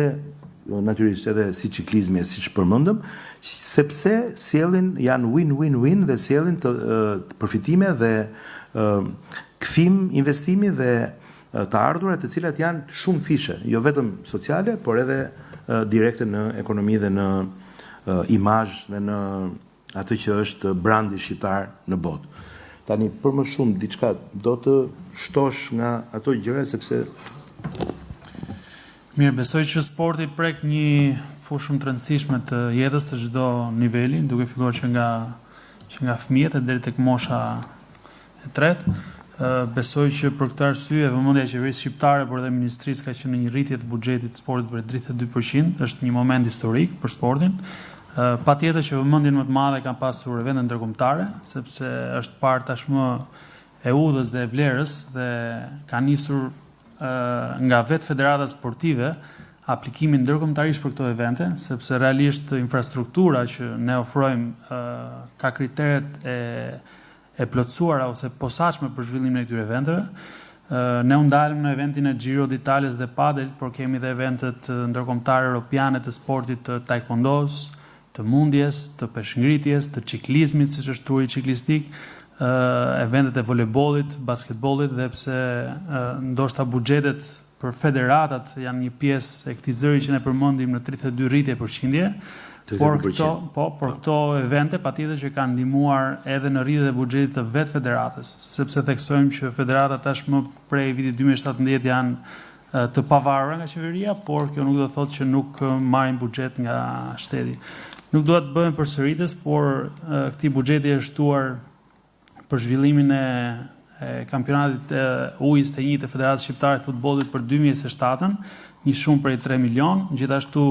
një vazhdimsi euro. Gjithashtu një vazhdimsi për ekipet sportive në shkolla që ka qenë një sukses jashtëzakonshëm i qeverisë shqiptare, duke përfshirë 11.000 fëmijë në të gjithë Shqipërinë dhe në një barazi të meshkujve dhe femra, edhe ekipit të vajzave dhe djemve në 2 sporte që është basketbol dhe volejbol. Gjithashtu jemi duke projektuar edhe për zhvillimin e disiplinave të tjera, siç është mundja taekwondoja, gjimnastika, atletika, në çdo të paktën në çdo le të themi qendër qyteti, jo kaq e zhvilluar sa basketbolli dhe volejbolli për shkak të infrastrukturës. Për sa i përket vizionit e shumë i qartë për infrastrukturën, në bashkëpunim me AIC-n, por edhe çdo bashki të vendit, jemi në proces për 4 stadiume të rinj. Gjithashtu për pallatin e sportit presim që sa më shpejt fillojmë punimet, besojmë në janar 2027. Për sa i përket ligjit të sponsorizimin, siç e tha dhe ju ministri, jemi në pothuajse në përfundim, edhe shpresojmë që në shtator patjetër të jetë në parlament. Është një ligj jo shumë i thjeshtë dhe jo shumë i lehtë, se përmendet që ka marrë kohë, por besoj që jemi në finalizim, sepse nuk është aq e lehtë, së bashku me ne është edhe Ministria e Antikorrupsionit, domethënë që ka disa pika që prek çështjen edhe se si ky ligj nesër mos të jetë më i pazbatueshëm, kështu që nuk po kërkojmë që të nxitohemi, por realisht duam që të jetë efektiv. Gjithashtu synimi edhe ajo çfarë ministria ka si objektiv është sportisti litar, edhe ndoshta kemi dëgjuar kohët e fundit që ndoshta nuk po mbështetet ose nuk ka, qeveria është pak e ndjeshme, por unë besoj që pse është historike, sepse është 2 fishimi i këtij buxheti dhe jo vetëm, por me aktin për sportistin litar është rritur edhe shpërblimi, që do të thotë nëse një sportist në kampion Evropë nëse merrte 40 milion lek, tashmë merr 60 milion lek. Nëse ishte kampion Ballkani dhe merr 10 milion lek, është 15 milion lek. Pra në një shumë totale të garave që ai kryen. Mos ta ke kuptuar dynjaja të vjetra. Pra thuaj tamam, lek të vjetra, euro, na i thuaj tamam. Besoj që ato që janë të përfshirë dhe në interes tashmë e kanë marrë, domethënë të qartë, dhe besoj që ne kemi filluar këtë që nga prilli shpërblimin dhe vlen për të theksuar që sportistët që garuan muajin prill tashmë e kanë marrë të plot dhe ka qenë pjesë përfshirëse e kësaj VKM-je të re, që do të thotë për ata është një dyfishim i të ardhurave. Dhe kjo është sadopak një mbështetje shumë e madhe, qoftë të tyre të mbështetur nga federata, por tashmë edhe drejt për drejt nga qeveria. Kështu që besoj që vizioni dhe puna jon ndoshta nuk duket e përditshme, por është e jashtëzakonshme dhe besoj që edhe gradat më tepër këtë vit kemi dhënë 5 grada për kolonel, major të sportistëve elitar, dhe besoj që vëmendja e qeverisë, por edhe ministrisë tonë është shumë e qartë për sport. Ne do stërvitemi më mirë me zëvendës ministrat, që të jemi më pak emocion të tre, kështu që po doni na bëni pyetje të tjera. Ka të dhëna të tjera për sportin, por ne nuk po e ngarkojmë që të flasim shumë gjatë. Ne këto do i ndajmë me ju edhe me shkrim, edhe me postimet e sotme, sepse me thënë të drejtën hakun e duam dhe ne. Atë që kemi bërë e duam që të na njihet, po e bëjmë këtë gjë me shumë thjeshtësi dhe modesti, se e dim që e mira nuk ka fund, edhe kërkesat natyrisht janë shumë legjitime për të pasur shumë më tepër mundësi për sportin, dhe ne e dim që është një sektor shumë potencial dhe që nuk është dot i financuar dhe i buxhetuar aq sa do duhet ishte, prej të gjitha kushteve dhe gjithë mangësive dhe vështirësive që janë të kuptueshme në vendin tonë, por që të paktën nuk duhet të ketë asnjë lloj pezmatimi, apo asnjë lloj depresioni, apo asnjë lloj, ku diun, rënje në dëshpërim, e kupton, siç ka ndonjëherë në një artikull tek TUK që e lanë, harruan, e bën, nuk ka asgjë për sportin, nuk po ndodh asgjë, etj. Në fakt, ligji i sponsorizimit, se ne jemi mësuar me shpejtësinë e qeverisë tonë, që ulemi dhe i bëjmë gjërat. Sot ne duhet marrim për çdo ligj që bëjmë aprovimin e Komisionit Evropian dhe të ekspertëve të tyre. Dhe në këtë rast, meqense ishte fjalë për sponsorizime, na ka marrë goxha muaj, duhet kuptojmë që burokracia europiane, dhe do ta ndjejmë kur bëhemi antar, është aty, edhe do duhet mësohemi. Ka shumë rregulla dhe ka shumë kritere dhe ka shumë procedura dhe vështirësi për të patur një dakordsi për shkak sepse jemi duke vepruar tani dhe duhet fillim të jetojmë sikur jemi pjesë e një unioni në kuptimin e bërjes gati që ne nesër me gjithë praktika dhe korniza ligjore të jemi këtu një vend i jetueshëm jo vetëm për shqiptarët, por njësoj i barabartë për gjithë europianët cilët mund të kenë lidhje me Shqipërinë, apo që mund të punojnë në Shqipëri, apo që mund të punësohen në Shqipëri, apo që mund të jenë pjesë e skuadrave në Shqipëri, apo që mund të kryejnë aktivitetet e tyre në Shqipëri dhe prandaj duhet veprojmë kështu. Kemi harxuar gati 3 muaj në pritje të miratimit të draftit ton nga Komisioni Evropian dhe së fundmi bashkë me ministrin Andrea Pirdeni të Ministrën e MAPA kemi konkluduar draftin e rishikuar për ligjin e donacioneve dhe sponsorizimit, i cili është edhe më i gjerë se sa sporti, por ku kapitulli për sportin, artet dhe kulturën është shumë i veçantë dhe është shumë dinamik edhe në rast se ne do ta kishim miratuar pak më parë, me thënë të drejtën, neve pa bërë pastaj sinkronizimin me paketën fiskale nga Ministria e Financave në shtator-tetor, pra me draftin e paketës dhe me rregullat e reja që do ketë paketa e re fiskale, nuk do ta zbatonin dot, kështu që ne po bëhemi gati që ta kemi këtë ligj aktiv dhe gati të miratuar në përfundim, themi, të vitit, pra në vjesht ose në përfundim të vitit, në mënyrë që ta aplikojmë për vitin e ardhshëm, ku në parim kryesor që ta mbaj mend është mundësia për të pasur një njohje direkte të deri 30% të tatim fitimit për çdo sponsorizim i cili bëhet në fusha prioritare me interes të sportit, artit dhe kulturës, të cilat pastaj do duhet që bizneset që e bëjnë këtë aktivitet, kuptohet bazuar në një kontratë, bazuar në disa kriterë, bazuar në një procedurë të caktuar, ta zbresin direkt nga pagesa e tyre e tatim fitimit e vitit pasardhës. Dhe kjo gjë do bëj që të kemi me siguri një boom në financime dhe do duhet që dhe shoqatat dhe sportive, edhe shoqatat e ndryshme artistike, kulturore e tjera, organizatat e ndryshme që lidhen me këto sektor, të përgatiten për të pasur një cilësi më të lartë të projekteve, cilësi më të lartë të marrëdhënieve tyre me donatorët dhe me sponsorizuesit dhe me si më thënë subjektet private të cilat do duhet të njihen me këto projekte dhe me këto ide, angazhime, gara, evente, aktivitete në këto fusha, në mënyrë që të kemi një vit 2027 që do jetë për nga pikpamja e sponsorizimeve për këto sektor me siguri historik për vendin tonë. Kështu që kjo gjë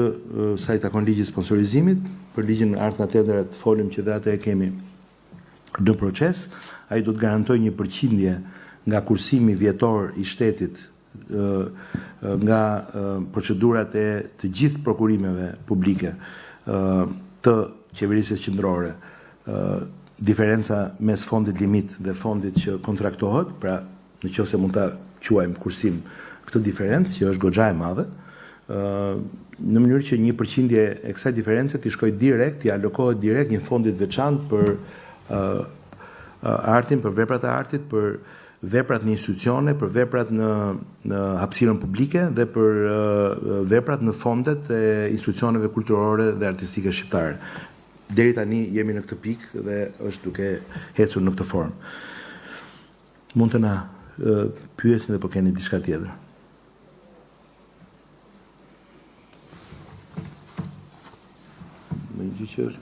Okej, faleminderit shumë. Do ndajmë informacionet, ju lutem stafi jon, mirë, ja u çoni të gjithëve dhe